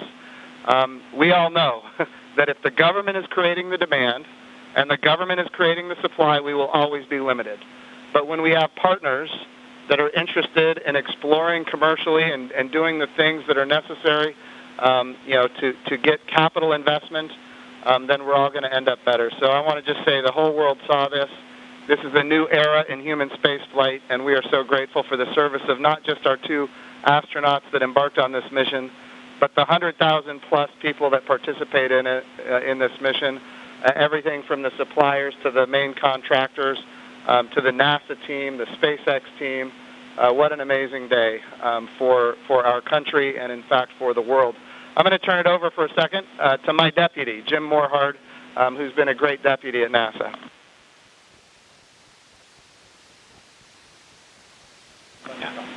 Gentlemen, congratulations. You know, Jim's mentioned going to the moon. And yesterday and today, one, you've inspired the Artemis generation, which is our next generation. And that's what this is about. It's really bringing the children that we've got and our grandchildren forward so they'll be the ones that are going into deep space. This is the dawn of a new era, and we just thank you for being at the beginning of it. Thank you so much. It was absolutely our pleasure, but it's just a huge team effort across the board from SpaceX to NASA that made this all happen. We were just the lucky guys that got to fly the rocket yesterday. I have a question for Chris Cassidy. Our crew here decided to be about 3 days late. You got to work them overtime, I presume, now to get them caught up on all the activities that they missed out on. Any plans for them? Cleaning, probably. Well, the day they missed out on was a good one for them to skip. It was Saturday house cleaning, but I took care of it for them. We'll catch up next weekend. But in all seriousness, we've got a few things to take care of tonight. Make sure we're all safe and we know the plan in case something bad happens. And then we're looking forward to some operational stuff later in the month. Maybe we'll get outside and do some spacewalks. And our efforts in these coming weeks will be in that effort. So we're all super excited to have 2 more crewmates to the Expedition 63 team. Awesome. And of course, here in Houston, this is the home of the astronaut office, and the Johnson Space Center is led by Mark Geyer, and I'm going to turn it over to Mark for a few comments. Thank you, Jim. Hey, it's great to see all of you there. Good to see you, Bob and Doug. I know we talked a few days ago. You look a little taller than I remember you. And but I also want to thank Anatoly and Iman and of course Chris for what you guys have been doing since you all arrived. And I know there's been a ton to do, and you've been really busy, and I appreciate that. So I also like this visual of our international partnership. We have had a tremendous partnership with Roscosmos, and we will continue to do so. But it is nice to see crew arrive from this side of the space station. So that was pretty cool after 9 years. I did have one question for Chris, though. What might you do to ensure that Bob and Doug stay longer? Do you have any strategy there?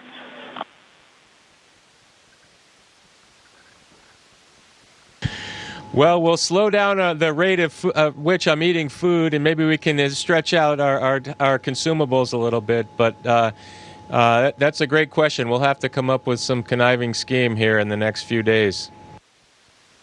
All right, thank you. Thanks, guys. Look forward to greeting the 3 of you eventually back in Ellington after your work is complete. Thank you.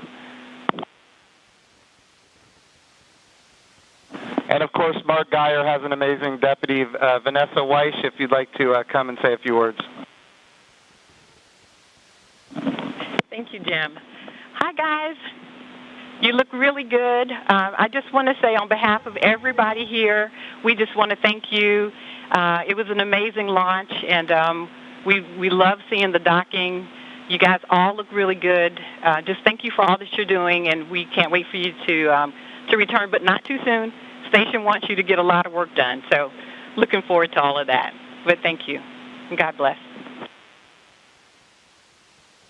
Thank you, Vanessa. We appreciate that. All right, we also have with us Steve Jerzik, who is the Associate Administrator for the agency. For people who don't know what that is, that, of course, is the Chief Operating Officer of the agency. But he also ran the flight readiness review for this mission. He did really an amazing job, and I can't say enough about his leadership at the agency. Steve, if you'd like to say a few words, ask a few questions. Hey guys, it is just great to see you all on the station. I can't tell you how my adrenaline shut down when you guys opened the hatch. I mean, I've just been on edge ever since yesterday, and the weather cleared. I can't tell you how great it's been to see you on station. It has been a team effort. I felt like the last 2 years I've kind of been part of the team, working through issues, and it's been a heck of a year and a half with Demo 1. And the in-flight abort test, and working through issues like parachutes and the escape system, and I just could not be more proud of the team for getting to this point. It's amazing, and you obviously have been part of that. I really appreciate you all showing up in Washington, D.C. at our reviews, and because the last thing we do at those reviews is look at you all, because you guys are the risk takers, and make sure you're okay with where we are and where we're headed. So I really appreciate that. I really appreciate your active participation in that. And I could not be more, like I said, more proud of the team, and congratulations. And it is awesome to see you guys on station.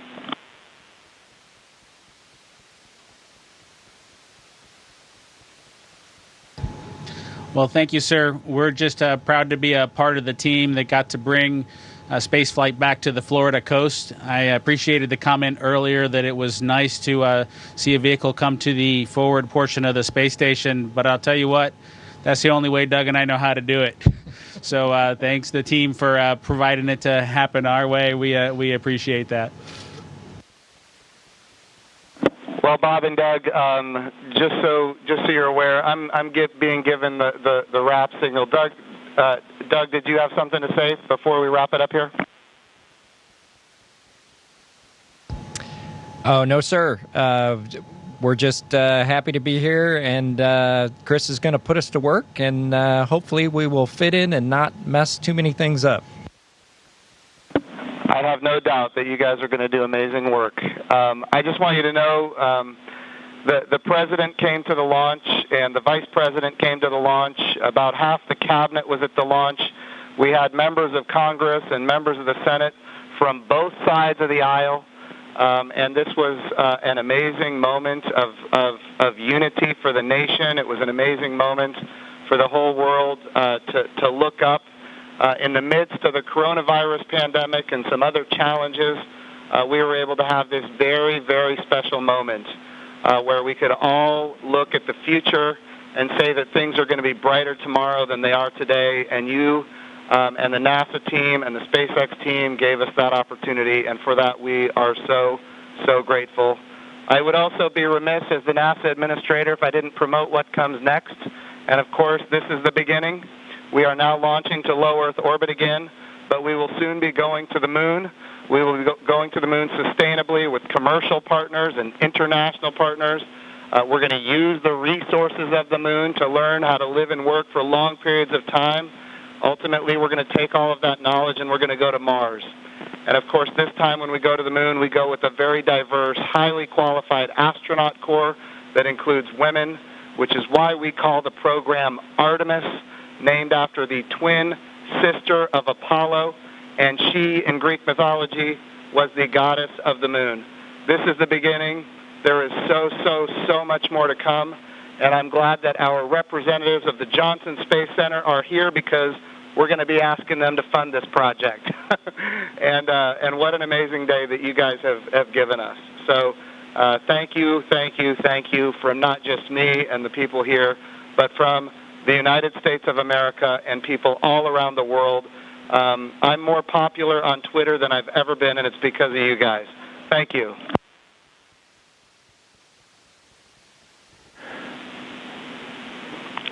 To the crew on the International Thank you to all of Space you. Station. Thank you very much. Hey, Chris, we ask that you just hold your position for a few minutes. There's, of course, a number of photos we'd like to take. And then a quick note for those down here in the room. To Senator Cruz, Congressman Babin, Administrator Bridenstine, Director Geyer, and all of our distinguished visitors, thank you for your participation in today's historic event, and thank you for the leadership that has enabled it.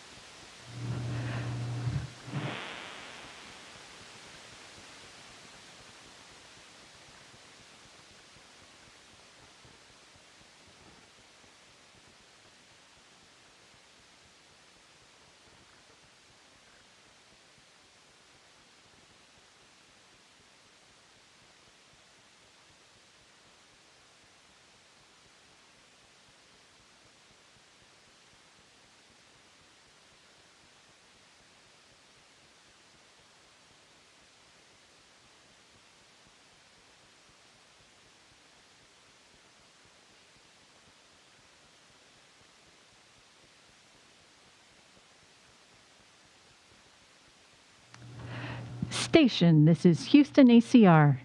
Thank you. That concludes our event as we count down to 20 continuous years of humans living and working on the International Space Station.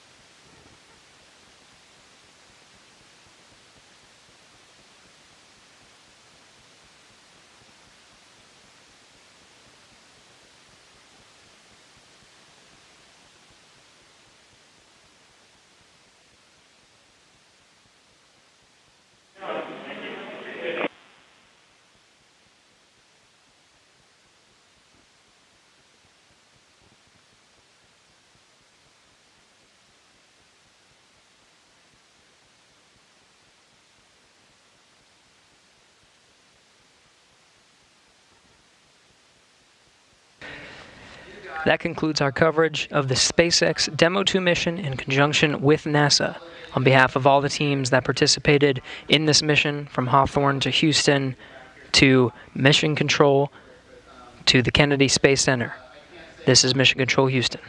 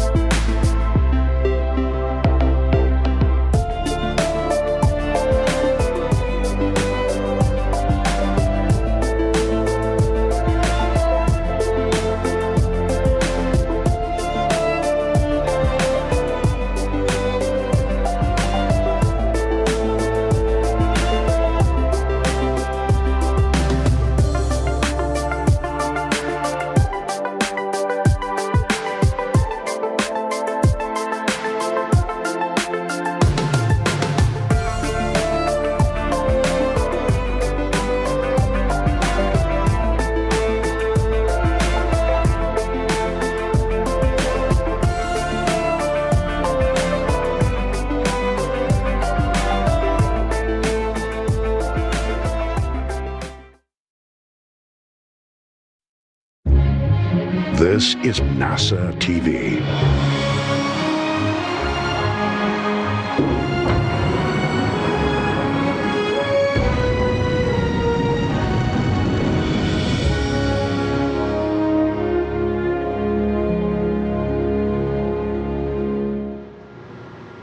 Good afternoon and welcome to the Johnson Space Center. My name is Bettina Inclon with NASA Communications.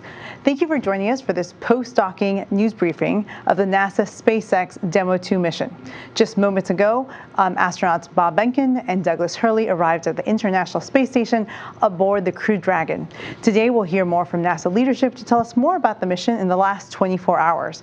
With us today is NASA Administrator Jim Bridenstine, Mark Geyer, JSC Director, the Director of the Johnson Space Center, Steve Sitch, the Program Director of the Commercial Crew Program, Kenny Todd from ISS, the International Space Station Program Director, Deputy Program Director, and Shel Lindgren, NASA astronaut.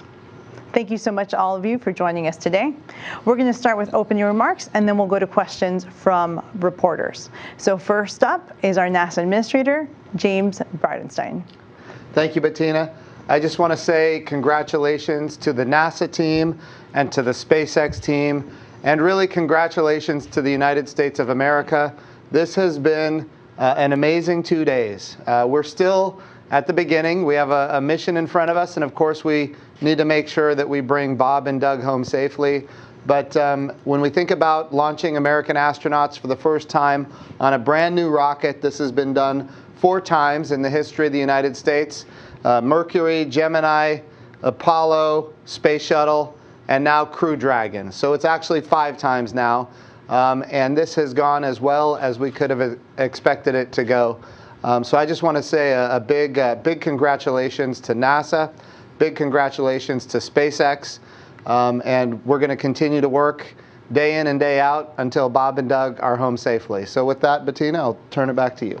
Thank you. Next we'll hear from Mark Geyer, the Director of the Johnson Space Center. Thanks, Bettina. So it's great to be here today. Thank you for joining us. It was a tremendous day in Mission Control as we watched the Dragon approach and then dock and the hatch open and have Bob and Doug come forward into the space station. You know, we've been launching with our Russian partners for so many years, so it was nice to see astronauts actually enter from the U.S. side of the space station. Great to see Bob and Doug on orbit. For the Johnson Space Center, it's a big moment. Of course, we have the astronauts, we have Mission Control, and we also think of ourselves as the spacecraft experts for human spaceflight. So it was great to see this particular mission executed so well. We look forward for a great continuation of the mission. Thank you, Bettina. Thank you. Next, we'll hear from Steve Sitch, the Deputy Director of the Commercial Crew Program. Good afternoon. It's certainly a very exciting day to be here for Commercial Crew. The launch yesterday was just phenomenal, and today to dock to the space station. Many of us in the program have been working on this for many, many, many years. I can't tell you how many people across NASA, SpaceX, and across the whole country putting in tireless hours, missing time with their families, hard work and dedication to make today happen. But we're just thrilled. Docking happened just a little bit before 9:30 Central Time this morning. We got the hatches opened at 12:02. Really what's been happening since launch over the last 24 hours has been a series of rendezvous burns to raise the orbit and then get into this approach phase today. Today went really well. We're learning a lot about the vehicle, you know, how to manage it thermally, watching the life support systems for the first time over these 24 hours. Certainly different than Demo 1 where it was an uncrewed flight. Those life support systems are doing well. The crew got in the suits again today for the rendezvous timeline. That went well. So really Dragon's performing extremely well.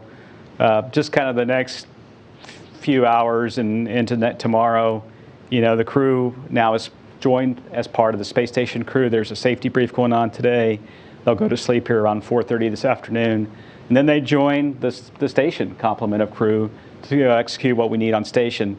So it's kind of this hybrid mission still. We'll have some other objectives while we're docked to demonstrate other capabilities of Dragon. It serves as a lifeboat. We'll practice some of that in the next couple days. And we'll do some other tests just to verify all the Dragon systems. But again, we're really excited. We're going to continue to look at all the data great mission so far, but we've got to continue to be vigilant and look at all the data while we're docked. I'll turn it back over to you, Bettina. Thank you. Next, we'll hear from Kenny Todd, the ISS Deputy Program Manager. Well, thank you, Bettina, and it's great to be here. What an incredible 24 hours for human space flight. You don't have to be just American if you're just a fan of human space flight and exploring and going beyond the levels of what we understand to discover. You can't help but be excited about what's happened the last 24 hours. It was very, very cool to be a part of it from an International Space Station program standpoint. We don't think it could have gone any better this morning. The station certainly was a good, stable platform, and the Commercial Crew Program and the SpaceX team delivered us an absolutely beautiful spacecraft, and we're happy to have it on board the space station.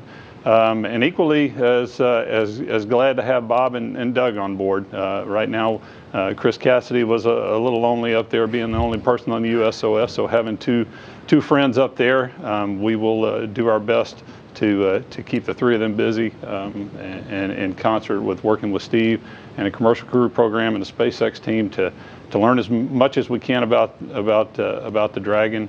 And as others have stated, this is a test flight.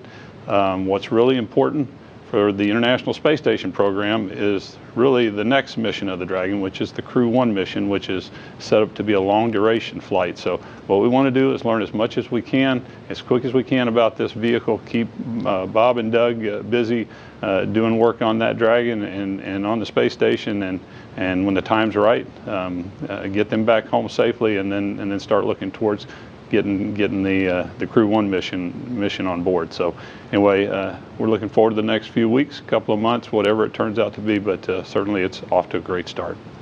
Thank you, Bettina. Thank you, Kenny. And next we'll hear from Shel Lindgren, NASA astronaut. Thank you, Bettina. What an incredible privilege to be a part of this phenomenal team, this NASA SpaceX partnership, and to be a part of this historic past 24 hours, to see that launch, to see the vehicle dock with the International Space Station. Incredibly happy for Bob and Doug, for NASA, for SpaceX, and for America. For the past year and a half, I've had the opportunity to train as the backup for this mission, to work with Bob and Doug, with SpaceX, and with NASA. And it was just so cool to get to see all that training, those procedures, the simulations, all kind of culminate in it happening real time. And so incredibly excited to see Bob and Doug get to work now as they do the space station's mission, and then return safely home. I know that my colleagues and friends in the astronaut office are incredibly excited too. This mission represents the opportunity to launch from U.S. soil in the future, and we're excited about that mission and excited to have the opportunity to fly in the future on this and our other partner spacecraft. Thank you, Shel. If you would like to ask a question, you would please press *1 and you'll be part of the queue. We'll try to get to as many questions as possible. As usual, we're going to ask for one question per reporter to give all the media as many opportunities as possible to ask their questions. And please direct your question to the person that you want it to get answered. So we'll start with our first question from Marina Curran. Hi, everyone. Congrats on a successful docking. Jim, this question is for you. As Bob and Doug slept last night, the situation on the ground in the United States escalated. And you said before that this mission is meant to bring people together and unite America.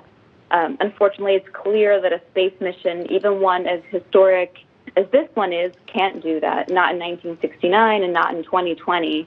So I'm wondering, do you think that the message here should change in any way? How can we celebrate American space exploration while also recognizing what Americans are going through at home?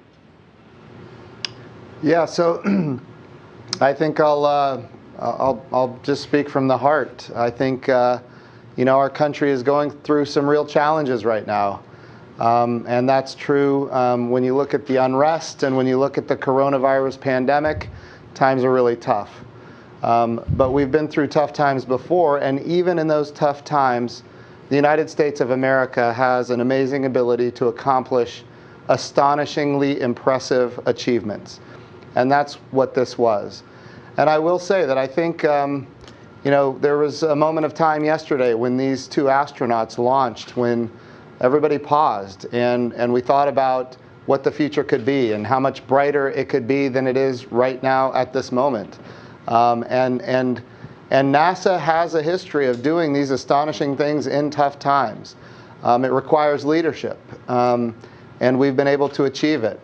Even in the coronavirus pandemic, we made sure that we protected this mission.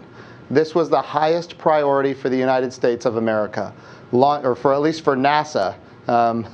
We were launching American astronauts on American rockets from American soil, and our objective was to get that done. And so we moved very quickly. When the coronavirus pandemic first broke out, we moved very quickly to move to stage 3 and then to stage 4, make sure everybody was working from home. But we protected this mission. We protected the Mars Perseverance mission. We named it Perseverance intentionally because we need to persevere right now. The Mars Perseverance mission is going to launch in July. But yes, these are very unifying things. When we talk about human space exploration, it has strong bipartisan support. When we talk about space exploration in general and the science and discovery that comes from it, which is what we're going to get from the Mars Perseverance mission, these are unifying kind of things. Republicans and Democrats, and even internationally, we get support for these kind of activities. So I do think that this was a moment in time for people to reflect on what is great about exploration, what is great about the United States of America, and what we can achieve when we work together. Thank you, Jim. Our next question comes from Stephen Clark. Hi, thank you for taking my question. My question is probably for Steve Stitch. Looking ahead over the next few weeks, I know you'll be looking at some data on the solar arrays to determine how long this mission can remain in orbit. Do you have any idea how long that will take, when that assessment might occur? Do you have some sort of idea whether it's days or weeks as you monitor the solar array performance? And if I could also quickly, what are the differences between this spacecraft on Demo 2 and the Crew Dragon that'll fly Crew 1? I know there are some differences, so can you sort of describe a few of those? Thank you. Yeah, sure, Stephen. To address your first question, how long is the mission going to be? We've certified the systems on this Dragon vehicle to be able to last about 120 days. So that's the capability, and that is driven by the solar arrays. They slowly degrade over time. We'll start watching those. We'll power up the spacecraft about once a week, and we'll get some data on those solar arrays. So it'll probably take a few weeks to get trending on that to see, hey, is that 120 days about right? Today, the Dragon is extremely healthy. There's really no major problems, so it should be able to stay for a longer period of time. But not only are we looking at this particular vehicle, we're also looking ahead to Crew 1. As Kenny said, that's an important mission for us. It has 4 crew. It really is what Commercial Crew is about, having a vehicle ready to do these increment missions. So that we'll look at that readiness of that vehicle. Right now it's targeting toward being launch ready at the end of August timeframe. And so we'll just kind of continue to look at this vehicle. Is it performing well? We'll look at the readiness of that vehicle. And then, in a month or so, we'll be able to make a decision as to how long to keep this vehicle in orbit. The second question was, what's different between this version of Dragon and the Crew 1 vehicle, which is the next Dragon? They are very similar in terms of their systems, the life support, the GNC. The Crew 1 vehicle can land in a little bit higher wind state. The SpaceX has changed some of the outer composite panels to make that a little stronger. It can land in higher winds. It also has the capability to dock not only to the forward port of the space station, but it can go to the zenith port as well. So it has that capability, and it has a couple of other features. But largely it's the same vehicle, and it's set up for 4 crew, and then can dock at either port, and then a little bit better capability relative to landing in higher winds, I would characterize as the big differences. Thank you. Our next question comes from Stephen Cowan.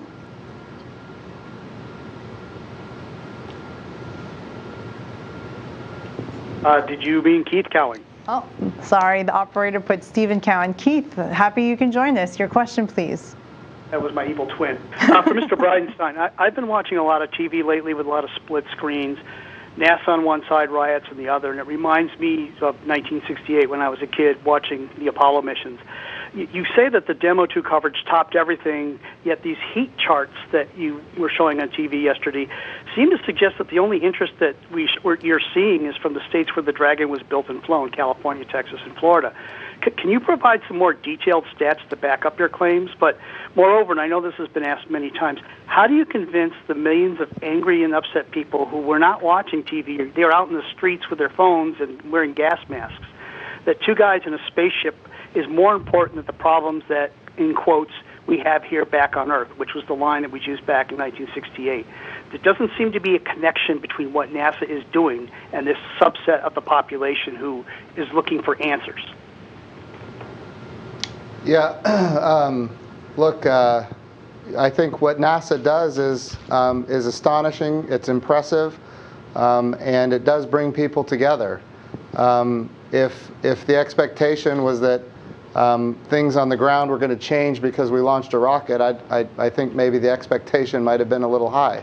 But I will tell you that Bettina, do you have the numbers on how many people watched on NASA TV? So we're still collecting the data, but some of our metrics is saying its peak viewership for the May 30th joint NASA SpaceX launch broadcast across all of our platforms was at least 10.3 million concurrent viewers, the most watched event we've ever tracked. Yeah. So I think it is impressive, and I think a lot of people saw it. I think the whole world saw it, and we're very proud of that. And I just want to make sure that we can continue to congratulate the SpaceX team and the NASA team for doing amazing work, even in the midst of tough times. Yeah. And I will say those numbers are only for the NASA SpaceX. That doesn't count broadcast and other agencies and news outlets that we're talking and promoting are this incredible achievement for humanity. So we'll go to our next question. Marcia Dunn.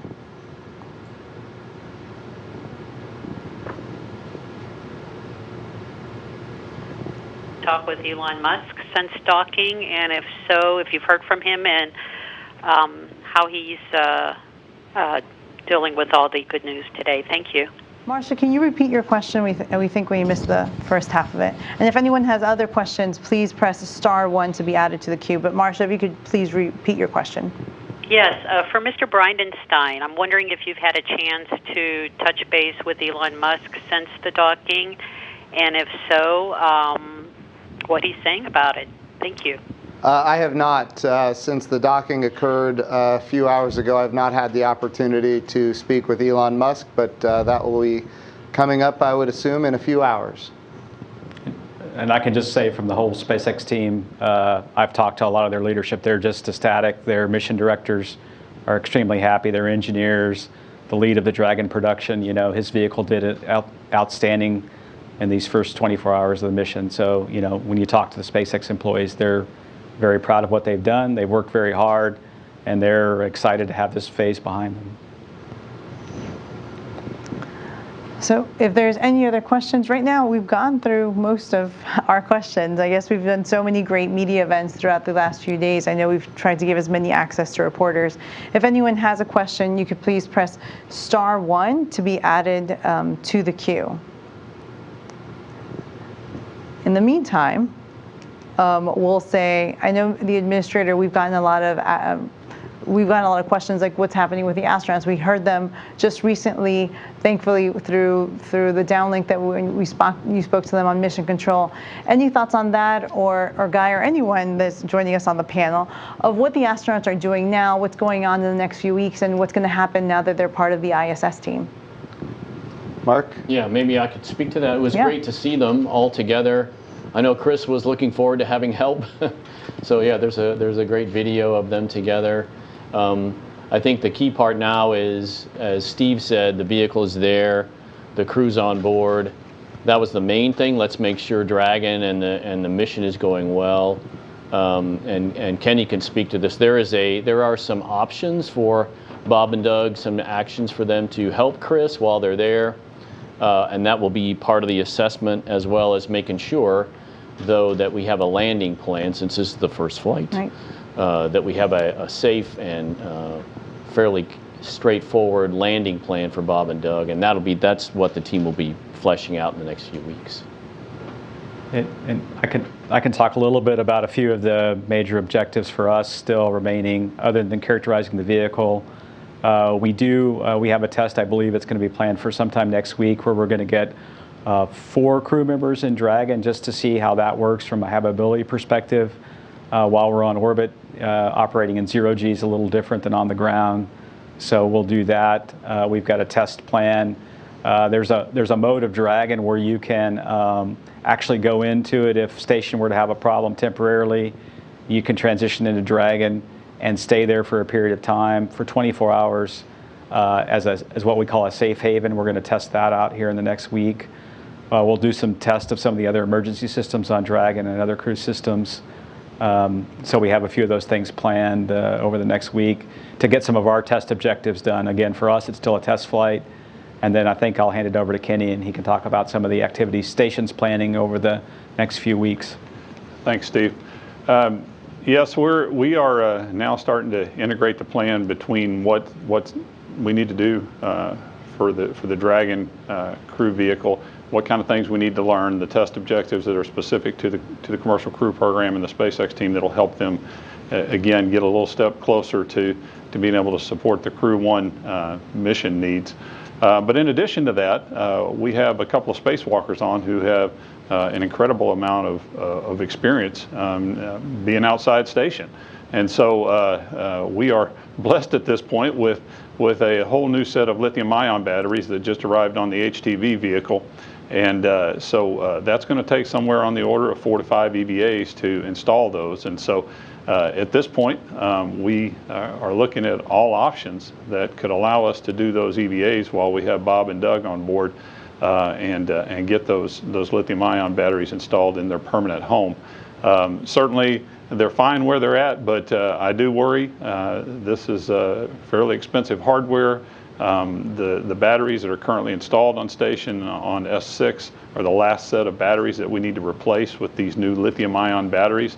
Those batteries are in good shape at this point, but the fact of the matter is we have the new batteries up there. When the HTV goes away, we're basically going to have to temp stow these new batteries, and it would be in our best interest to go ahead and have those batteries installed and have that work behind us and not have these assets basically in this temporary holding pattern, if you will. So that's something we're going to be looking at as we start to put the requirements together for what we need to do with the commercial crew program, as well as what we need to do with these batteries and some of the other things on station.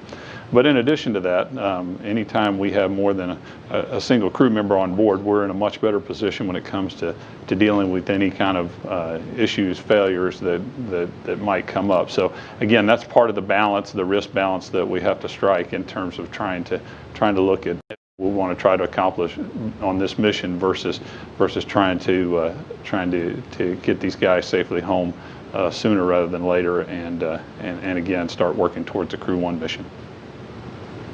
And I would just add from a crew perspective that I know that Bob and Doug are just excited to be on low Earth orbit, successfully docked to the space station, and I think at this point they can breathe a sigh of relief. You know, launch, of course, is an incredibly dynamic phase of flight.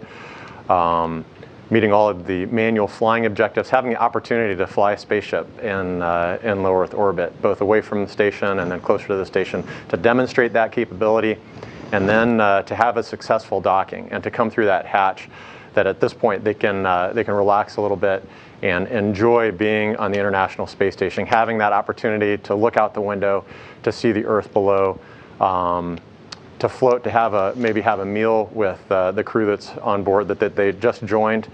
I know they're doing a safety brief right now, and I recall doing that, meeting up with Scott Kelly and the rest of the crew members that were on board during my expedition, and going through all of the emergency equipment, kind of being shown, hey, this is where the toilet is, this is where you're staying, this is where the food is, kind of crossing off all of those important items. And then and then having that opportunity to just get used to floating in space, being in that weightless environment. And Bob and Doug, of course, are veteran space flyers, so that readaptation process will happen very quickly.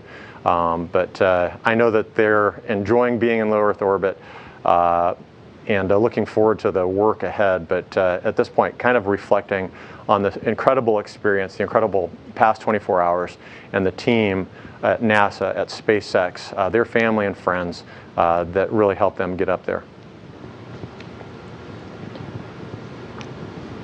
Thank you so much.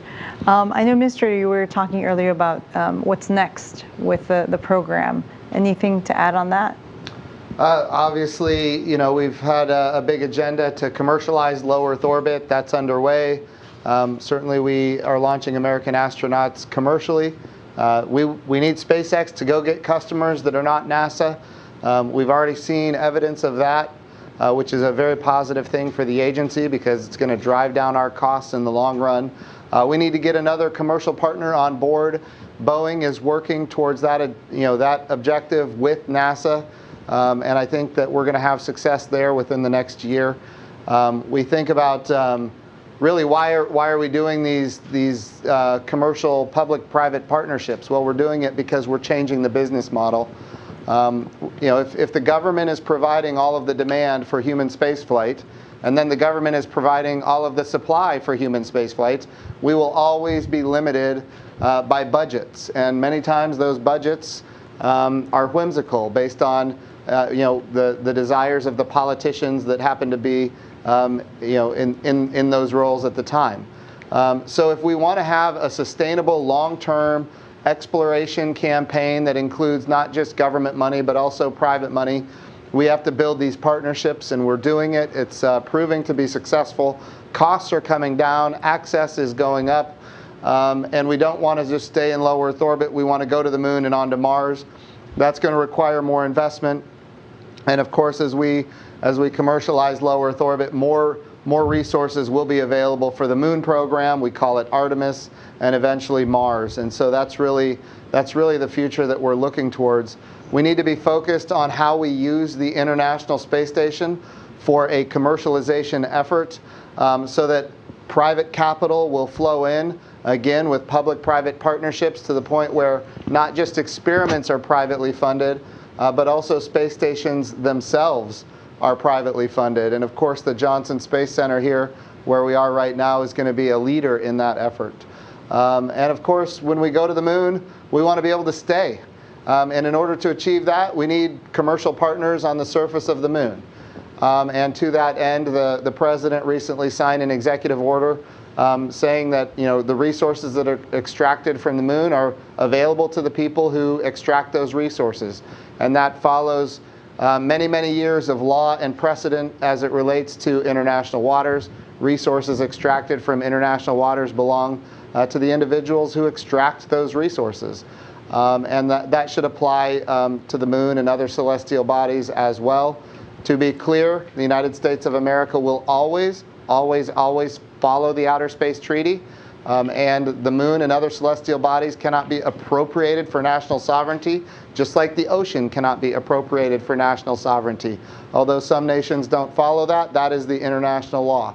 And so we want to apply American values as we go forward. To do that, the Artemis program, we have established what we call the Artemis Accords, which establishes how we expect nations to behave in space for the sustainability of exploration, standards of behavior that make sure that not just this generation, but many generations that come after us will be able to continue exploring space and going further, and be able to go further than ever before. So today it's about low Earth orbit. Tomorrow it's about the moon. And of course, we want to stay at the moon for long periods of time. We want to learn how to live and work on the moon. We want to go with commercial partners, international partners, and use the resources of the moon to live and work for long periods of time, and then apply that architecture, apply that learning at Mars as well. So the vision is big. NASA's budget today is as high as it's ever been in nominal dollars. Maybe not in real dollars if we go back to Apollo, but maybe we can get there soon too. The budget request for 2021 is $25.2 billion, which is a $3 billion increase in 1 year. And so our budgets are going up. They're going up rapidly. My job is to make sure that we have the bipartisan, apolitical support to achieve these objectives. And so far, we have been able to do that. But going to the moon and on to Mars is going to be a tough challenge. And we don't want to go alone. We want to go with international partners, and we want to go with commercial partners. And that's really what the Artemis program is laying the foundation for. And really, it's in fact what the commercial program has already begun laying the foundation for. So the agenda is big, and our ambitions are big, but certainly this nation can lead. And we want to lead in space. We want to build a coalition that can work together to achieve these stunning achievements. We've started that with the International Space Station, but there's a lot of room for more. We've got 15 countries that operate the ISS, and there's a lot more countries that want to join us, and certainly we want them to be a part of it as well. So the future is very bright. Great. We have a next question from Mike Wallace, and if you want to ask a question, you press *1. Mike Wallace? Hi there, Mike Wallace, Space.com. Thank you, guys. Yeah, this is a very exciting day. I just want to say congratulations to everybody. I was just wondering, Kenny, this is probably for Kenny. Like, have you heard anything from the international partners kind of based on this milestone? And what are their thoughts about having another private spaceship coming up to the space station, and how it could that kind of theoretically be used by the international partners on the space station? Thank you. You bet, Mike, and that's a gret question. I've heard from all of our international partner contacts this morning. As you know, most of the partners are represented here in Houston. They have liaisons here, which again helps to facilitate our communication back and forth on a day-to-day basis. But they've been part of this entire effort that led to the mission that we've all experienced over the last 24 hours. And to a partner, they have been nothing but supportive. And after the docking today, again, I heard from every one of those partners, all of them basically cheering us on and talking about the historic nature of not just yesterday, but the entire time period that led up to the docking today. So I think they all felt like they were part of something. There was something big and something grand and something that really was a next step, which, as the administrator said, we're trying to do the next steps with partners, and be they commercial or international, and the set of partners that we work with on the International Space Station applaud these kind of efforts like what we're doing, and are very supportive, and we're certainly working with them as part of our coalition of partners to identify opportunities for them to fly on these vehicles as well. So yes, again, we're just going to move forward from here, and the partnership's going with us, and they're going to be part of this effort to continue flying these commercial vehicles to station. Thank you. I have a question that came in from Joey Roulette. His question is NASA still in negotiations to fly a Russian cosmonaut on Crew Dragon, and when do you expect to lock down a deal? Well, the answer is yes. Those are discussions that we're continuing to have within the international partnership. As you know, up to this point, we have been purchasing seats from our Russian colleagues flying on their Russian Soyuz vehicles. But certainly we are working in a direction to come up with a different arrangement, if you will, that will allow us to fly on each other's vehicles, and therefore ensure that at any given time that we have somebody that's represented on the Russian segment as well as somebody that's on the USOS segment, regardless of the vehicle that's carrying people to station. So those are active, ongoing discussions. I anticipate, those discussions are going to continue to progress forward, especially as we continue to see more successes with these missions with Steve, Kathy, and the Commercial Crew Program. So absolutely, those are active discussions, and again, we'll continue to head in that direction. Great. Our next question is from Marina Corin. Marina? Can you hear me okay? Yes. Oh, great. Question about Doug. After he entered the space station, we saw him dabbing at his forehead, and then someone got him a tissue. Poor guy looked like he hit his head on the way out. Is that what happened? Did he start bleeding, and is he okay? Yeah, I can take that one. I mean, yeah, Doug did, as he was coming through, he bumped his head. Chell could probably talk to this. It happens sometimes while you're on station. He's fine. He looked great in the press conference. It just is one of those things. I think Chell talked about adapting, right, as you get your space legs underneath you. He was in a relatively small vehicle for the first 19 hours or so. Then he went into a big vehicle, and he bumped his head a little bit, but he's doing fine. And I haven't had a chance to chat with Doug yet, of course, but I can tell you that for those of us, especially first-time flyers, it takes, I think, a good 4 to 6 weeks to really adapt to that weightless environment. And as the veteran crew on board, when you have new folks coming aboard, and I know for myself that as I translated through those long modules for the first time, I would leave cameras and equipment, be knocking those off of the wall. And so it definitely takes a little bit of time to get your space legs. I know Bob and Doug will transition very quickly, but it was awesome to see them coming through that forward hatch. We haven't seen that for many years, and we're looking forward to many more crews coming through that forward and the overhead hatch as well. Thank you. We'll do our last question from Marcia Dunn. Yes, hi, either for Steve or Kenny. When do you anticipate deciding whether to proceed with the spacewalks, and how quickly could you start kicking them off? Would this be June, do you think, or would you wait till July? Thanks a lot. Hi, Marcia. We're still having those discussions. If we head down this path, it's most likely going to be towards the end of June.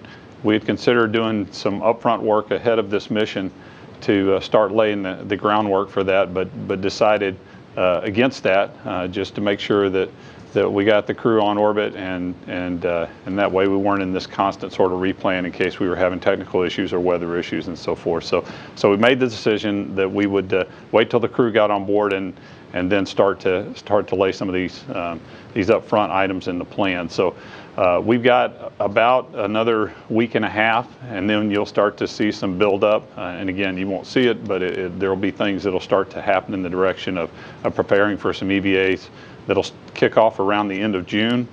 I would tell you at this point, I would call that very preliminary planning, just because, again, we need to work with Steve and the rest of the agency leadership and make sure that we're well calibrated on how we want to approach the next few weeks with this Dragon on board, and making sure that we're learning everything that we can, and that we've got all the right priorities in place. But in order for us to do some EVAs, we've probably got about a week and a half, and then we'll need to start that ramp up in order to get out the hatch by about the end of June. And if we do head in that direction, we'll probably go on 6-day centers, with the exception of the middle of July timeframe, where we've got a high beta period, where the sun angle on the station, really, it's just because of the power issues that we have in those time frames, we probably would steer clear of trying to do an EVA in that time frame. But anyway, that's the general thinking. I would call it more at the 10,000 foot level at this point, as opposed to the 200 foot level, but hopefully that helps.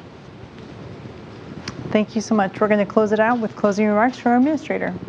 Well, thank you, Bettina. I just want to again congratulate the NASA team and congratulate the SpaceX team. This has been a long time in the making, and I think it's been really astonishing to see how it came together. NASA set what the requirements were, and those requirements were based on payload and based on safety, and then our commercial partners innovated. And we got very unique solutions, one from SpaceX and one from Boeing.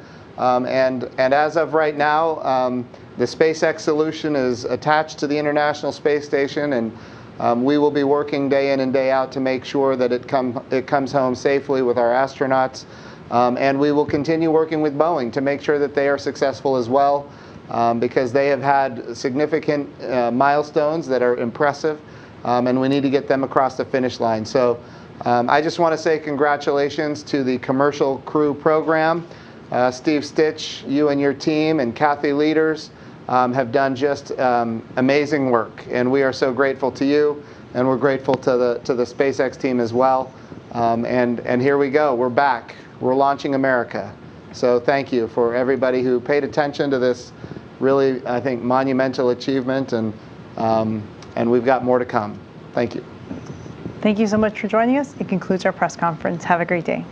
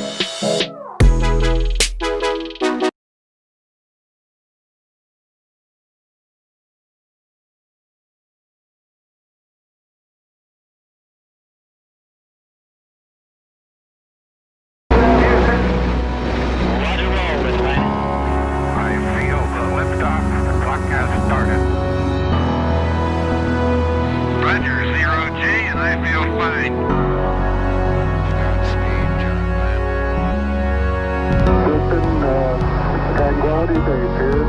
The Eagle has landed. Rocket Tranquility, we copy you on the ground. New possibilities are opening up for scientific cooperation between countries. 1, 0, 0. Liftoff. Americans return to space as Discovery clears the tower. Discovery, go and throttle up. Discovery, roger. Go for deploy. And everybody in the shuttle program, the crew is go for launch. Roger. Nice to be in orbit. We have followed in their footsteps to get us where we are today.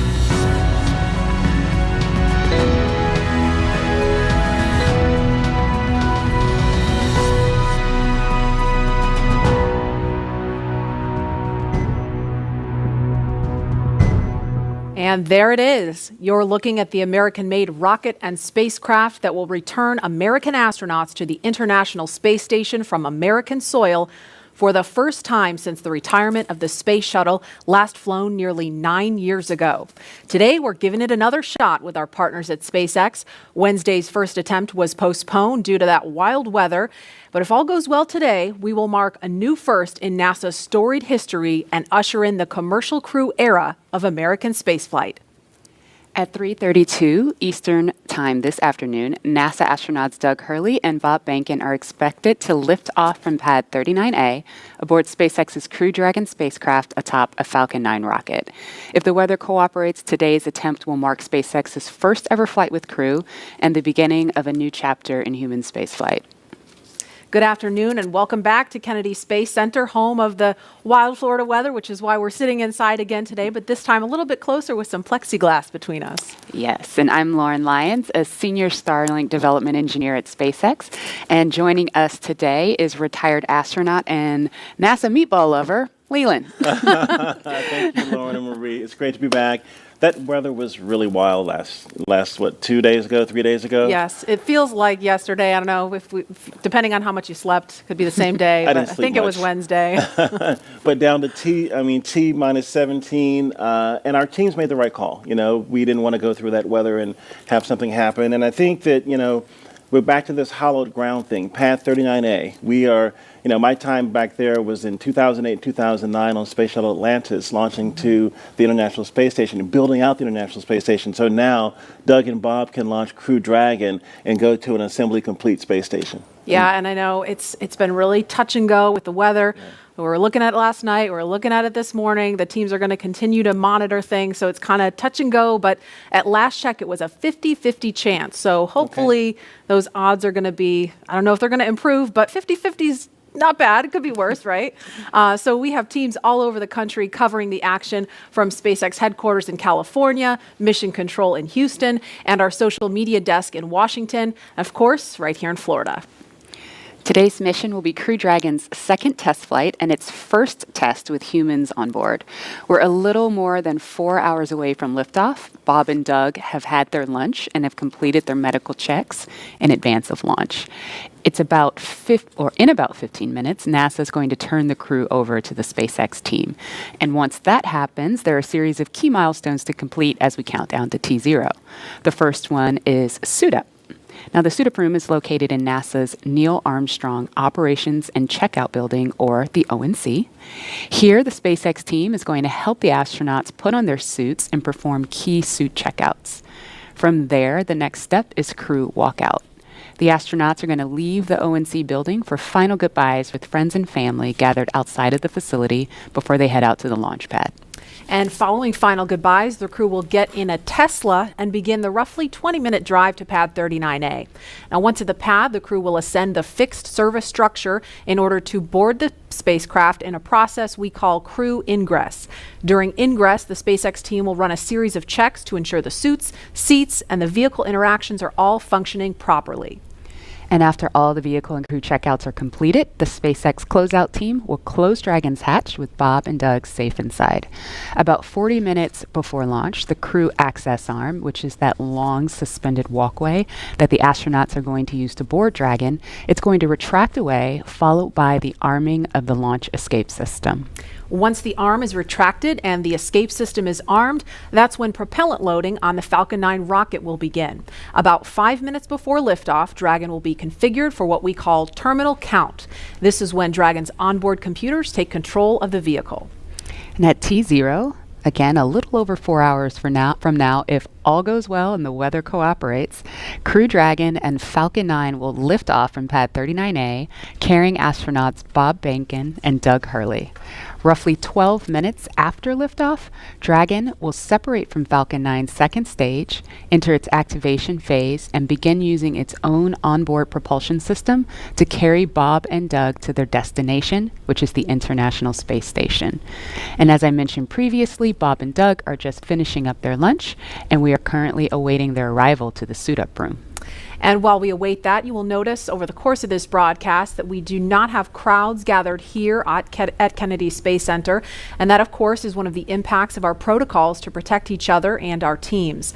We would normally have tens of thousands of guests here at the Kennedy Space Center in Florida to view the launch. But even though we couldn't host a lot of guests here, you can still join us through every step of this historic mission from wherever you are. We have a team dedicated to those of you following along on social media, and NASA's Tahira Allen is in Washington right now leading that effort. Hi, Tahira. Hey, Marie. And hey, everyone out there. My name is Tahira Allen, and if you are one of the 4.9 million people tuning in on Wednesday, we are so glad to see you here again. If you weren't able to witness the pre-launch activities on Wednesday, you are in luck because I'm here to bring you all the excitement happening on social media around the nation. This is a big day for both NASA and SpaceX, and we are ready for you to be a part of it.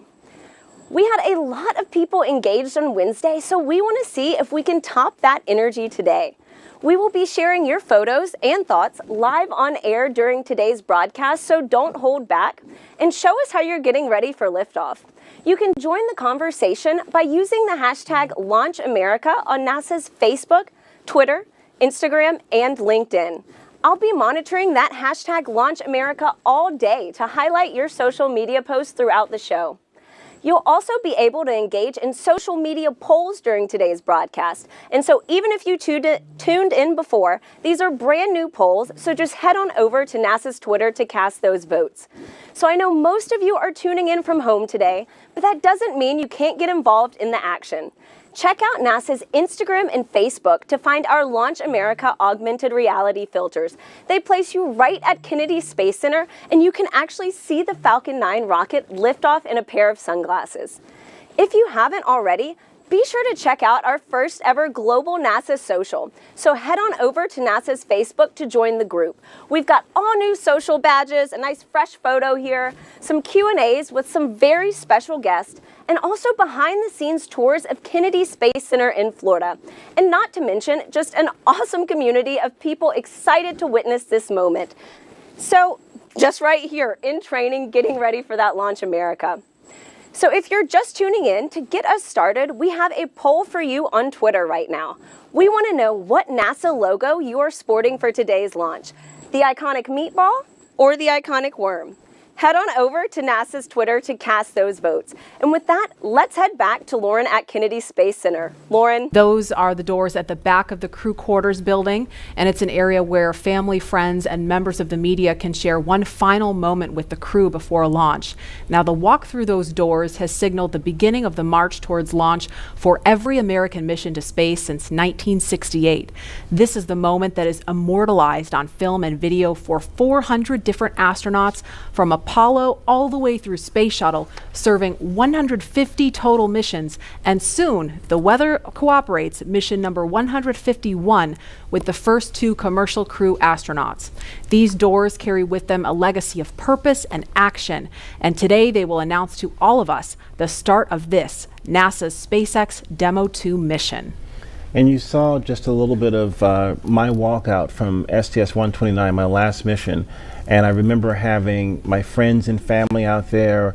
There was my chemistry teacher that was in the crowd. She got me turned on to science and helped me actually become an astronaut. And I just remember her being in the crowd saying, "Go Leland!" And it was just such a a memorable moment for me. It kind of got more rocket fuel in my veins, getting me ready for my mission. Yeah, absolutely. And we were just looking at a live picture outside of the building where we could see some of the folks gathered. We could see Doug and Bob's immediate families. There's a small contingent of media there. I mean, normally that place would be just kind of jam-packed with as many people as we could fit in there to capture that moment. We of course had to scale that back a little bit to maintain social distancing, but there's still a very excited group of people standing outside the building right now waiting for that to happen. Yeah, it's so cool to see their families there and that they have that moment with them prior to getting inside of the Teslas. I mean, seeing that the last time we made that attempt was this incredibly emotional moment. I have no doubt it will also be emotional again. But yeah, that I can only imagine what's going through their heads, in that moment when they're just waving goodbye for the last time before flying. I mean, Leland, were you nervous? Were you? At that moment, we were, we had been a little jovial in the suit up walkout, but I think at that moment we were thinking about our families, leaving our families, but then at the same time, we're going to do this incredible thing for helping advance our civilization. We are working as a team, all the other teams now with SpaceX and NASA and people all around the world really, in recovery and all these things, helping us get to space so we can advance our civilization. And I think those moments are really heartfelt for us, that a team of people have helped us get to this point. Absolutely. And we are looking at a live picture now of Bob Behnken and Doug Hurley walking down that hallway in the astronaut crew quarters. We just saw Doug wave at the screen, and they're just turning the corner, getting inside that elevator. And this, you can't see it from here, but there is a banner hanging there. You can kind of see it in the back. There's a banner hanging on the wall of the elevator with the signatures of all the people who worked on this mission. So it was really important for them to hang that up in there so Bob and Doug could see it. Yeah, we see that, and we see all those signatures of people that have helped us through training, through fit check, through all of these moments and getting ready for this mission. And it feels like they're going along with us on the ride. Absolutely. And as we wait for the crew to come downstairs to the first floor, we will pause to honor today's efforts with our national anthem. Kelly Clarkson just blew us away with a fantastic rendition Wednesday. Here she is again. Oh, say, can you see by the dawn's early light what so proudly we hailed at the twilight's last gleaming, whose broad stripes and bright stars through the perilous fight o'er the ramparts we watched were so gallantly streaming, and the rockets rock alive, the bombs bursting in air gave proof through the night that our flag was still there. Oh, say does that star-spangled banner yet wave o'er the land of the free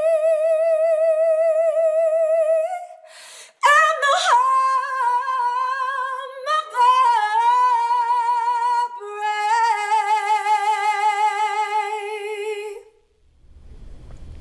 Oh, I got goosebumps listening to that. I mean, it doesn't get old. We heard it Wednesday, but I mean, I could hear that every day of the week. She was blowing.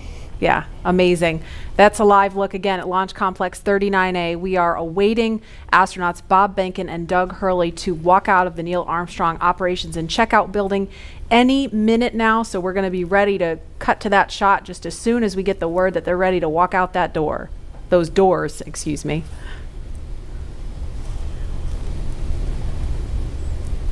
Again, looking like it's been a beautiful start to the day here on Cape Canaveral, but we're keeping a close eye on weather because it looks a little iffy as we get later into the afternoon, closer to launch time, which again is 3:22 this afternoon. what always blows me away every time I visit Florida is, 1 hour it's this beautiful, clear, gorgeous day, and then an hour later it's a thunderstorm. You said it. Welcome to our world. And then an hour later, it's back to clear. Yeah. Yeah. Wow. Just similarly to last attempt, right? I mean, just 15, 20 minutes later, it was good to go. I know, it hurt my soul because we have this instantaneous launch window. It's not like with shuttle where we could give it a couple more minutes because you had a 10-minute window. We have a single second to get this off the ground. So everything's got to be just right. The conditions all have to be green at that moment. Again, Mother Nature showing she's in charge. Absolutely. And we just heard we're about 30 seconds, less than 30 seconds now from seeing the crew walk out of those doors. So we are standing by to show you that moment live.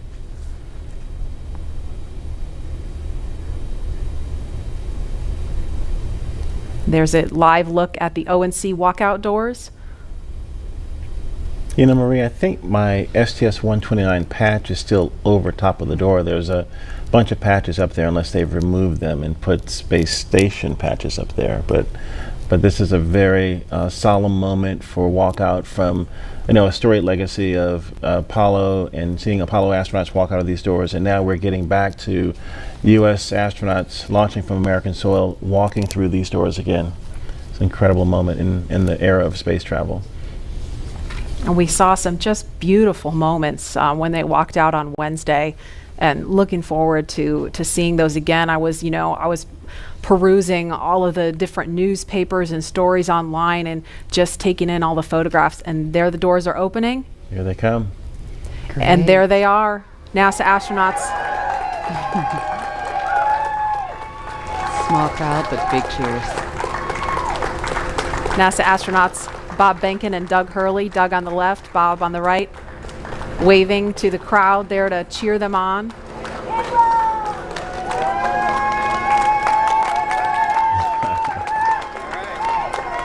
And there are their families right in front of them. The virtual hugs, a very special moment. Fist bumps. Are you going to be on good behavior? Are you going to listen to mommy and make her life easy? You can hear them. Ready? Let's light this candle, I agree. Launch America! Bye, guys.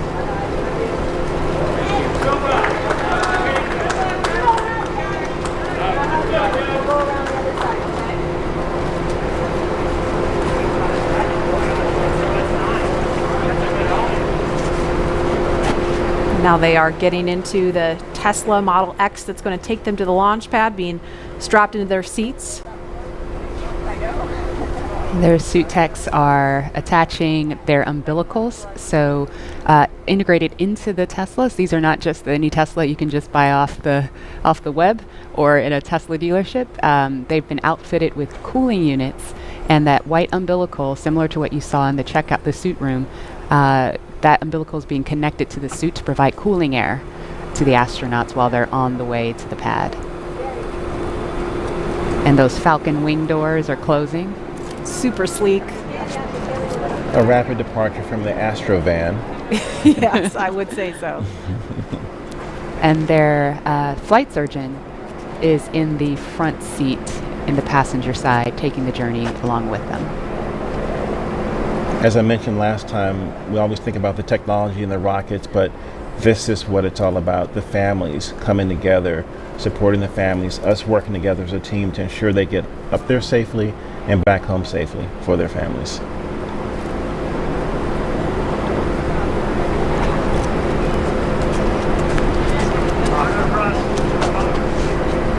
I couldn't hear everything they were saying, but I did catch Bob telling his son to be good for mom and make her life easy.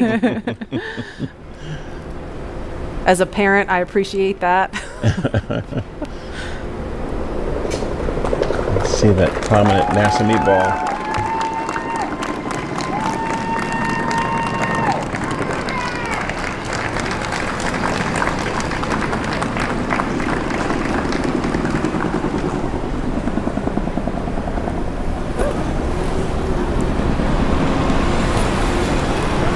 Now, As we watch the convoy begin their journey to Pad 39A, to our SpaceX and NASA family who over the years made this mission a reality and who have worked this launch campaign up to this point, we have you here in our thoughts. And we wish every one of you could be here to see this up close. But we want you to be part of this journey regardless of where you call home and regardless of where you're watching from today. And so for the next few minutes, we are going to follow the convoy, but highlight those whose words and hands and thoughts built all that we see here today. We hope all of you watching can feel the pride each of these NASA and SpaceX team members has for this drive out to the pad. This is Laura Segura from the Commercial Crew Program. We're so excited about this historical day. Congratulations on being a part of the very first mission for human spaceflight, commercial human spaceflight ever. We're behind you, Bob and Doug.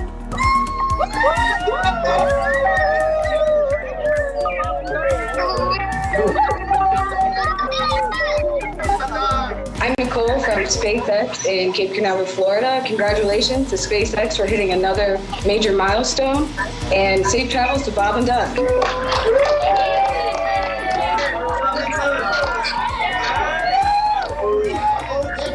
Bob and Doug, as the launch vehicle chief engineer, we've got a lot of our launch vehicle team here to wish you a very wonderful and safe ride on a Falcon 9 coming up to Demo 2. We're so excited for you.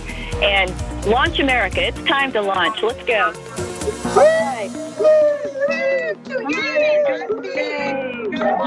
Launch America. Hi, this is Perla from Hawthorne headquarters. We want to wish Bob and Doug a safe trip to the International Space Station. Go Dragon!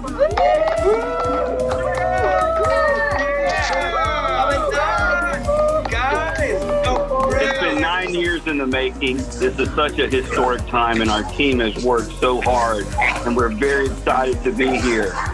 Go Bob and Doug!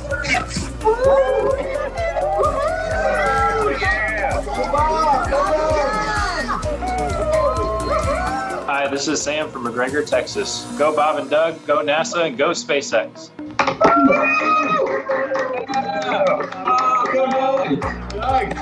Sean O'Rourke from Johnson Space Center. Bob and Doug, wishing you a great flight, and just wanted to tell you good luck.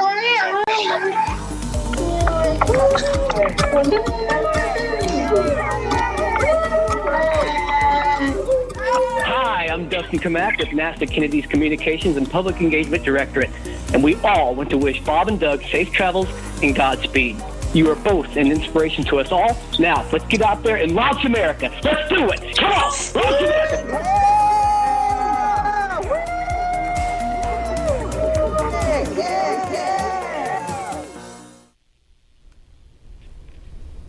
I love seeing that group of people. I mean, we saw all those different groups of folks from NASA and SpaceX, from all different walks of life that have come together to make this happen. And that was just a small fraction of them. Look at that shot. That is so cool. Wow. A little thumbs up from, I guess that's from Bob. Yeah, and you know, it took a little bit of creativity to get this shot to happen. We have a chase vehicle that's on the other side of the road, which is of course shut down, so we could get a camera in there and follow them out. So we are really thankful to Kennedy Space Center Protective Forces for helping us make that happen, so we could see Bob and Doug all the way out to the launch pad. My ride out was a little bit different than what they're experiencing in this Tesla, because we had the Astrovan had bench seats on each side, and we could look across at each other as we were driving out. And it was moments where we would tell some jokes and look, but sometimes we would just look at each other, and we had such gratitude for having this opportunity to launch into space and to think about all the people that had a hand in helping us get in that vehicle to drive out to the launch pad, to get ready for this momentous moment. And I think that's probably, even though they're sitting, side by side, I think they're probably thinking of the gratitude and the people that have helped them get here so that they can be on the, the pointy end of the rocket, getting a chance to go up to space. It's just a momentous moment. And they're listening to some tunes too, I heard, right, Lauren? Yeah. There are at least 3 songs on their playlist that are super interesting. The first is AC/DC's Back in Black. You know that one. Yeah, well, who doesn't? Right. Another one that they're listening to is the elevator music from the Blues Brothers film, The Girl from Ipanema. Oh, Leland. Okay. Got another career. That's enough. Career That's number enough. 3. That's enough. Right. NFL, astronaut, musician. Yep.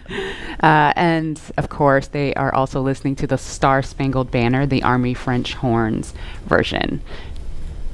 Now, we didn't have tunes in the Astrovan. No? And I know that the Tesla has a really kicking stereo system. Is that still the custom stereo system that's in the Tesla? I haven't been in this one, so I don't know what they're rocking, but I'm sure it's pretty cool. And again, just for some perspective, they left the operations and checkout building just a minute ago, and so it's about a 9-mile drive from there to the launch pad. It takes them around 20 minutes, kind of depends on how quickly they're trucking. The other thing sometimes that you hear as you're in the convoy is the helicopter, the Huey helicopter flying overhead, and it's kind of also, you're thinking military, you're thinking really important things, and it's a moment that also kind of solidifies in you that, hey, something big is about to happen, and that boom, boom, boom, boom, the sound of that Huey is just in your head, and it feels good that all these people are helping you get there safely. Yeah, I think we heard that actually coming by this building earlier, because we were talking. I was like, I hope that's what I think it is. And it was pretty low because it was pretty loud. You could feel it, too. I could feel it. I took this drive yesterday in my rental car, and granted it wasn't in a Model X, and I'm not an astronaut, but driving to 39A, that same route, and trying to put myself, imagine myself in that headspace, it was pretty awesome. I got to figure out how to get on Falcon 9. Lauren, we're all astronauts. We're in space. That is true. You just got to get on the rocket. Yeah, well, Leland, there's a big group of people that want you there. I think we should, listen to them. Yeah, I'm all for it. I think we should. Maybe we should make that a poll question. Yeah. Well, we should all maybe go to space. What do you think? I am on board. I mean, not literally right now, but I would like to be on board. Lauren, would you go with us? Absolutely. Okay, poll question. And we have so many people watching online, sending well wishes to Bob and Doug. I mean, it started early this week as we were ramping up for Wednesday, and I feel like it's just been this buildup of momentum because, we were following along Wednesday, and now we're all following along Saturday, and we have people watching from home that hopefully don't have to work today and can really tune into what's going on here. And we, as astronauts, truly appreciate all the support, all the social media feeds, and we think about, our families. We saw Megan and Karen there with their sons, wishing Doug and Bob well wishes and Godspeed as they head off in these Teslas to launch pad 39A that launched the Apollo astronauts. And I think, this is just one of those moments where everyone in this country is coming together to wish them well, to get them to space safely. It's a really great day. And they are just now on Saturn Causeway. They just made that right turn onto Saturn Causeway. So to the right of the screen, that building is the Operations and Support Building 2. And on the left, it's out of view right now, is the Vehicle Assembly Building, that iconic building that processed the Space Shuttle and Saturn V rocket also. That's where that mobile transporter used to take out the Apollo, Saturn V rockets and the Space Shuttle. It's just an incredible machine. And where they're passing right now, I mean, if we were to run outside, we could wave because we are off to the right of your screen there at the press site where you see a group of media there. So from this point, they've still got about 3 miles to go from here. I'll see you guys later. I'll be back in a minute. You're gonna go hop in. And obviously, they're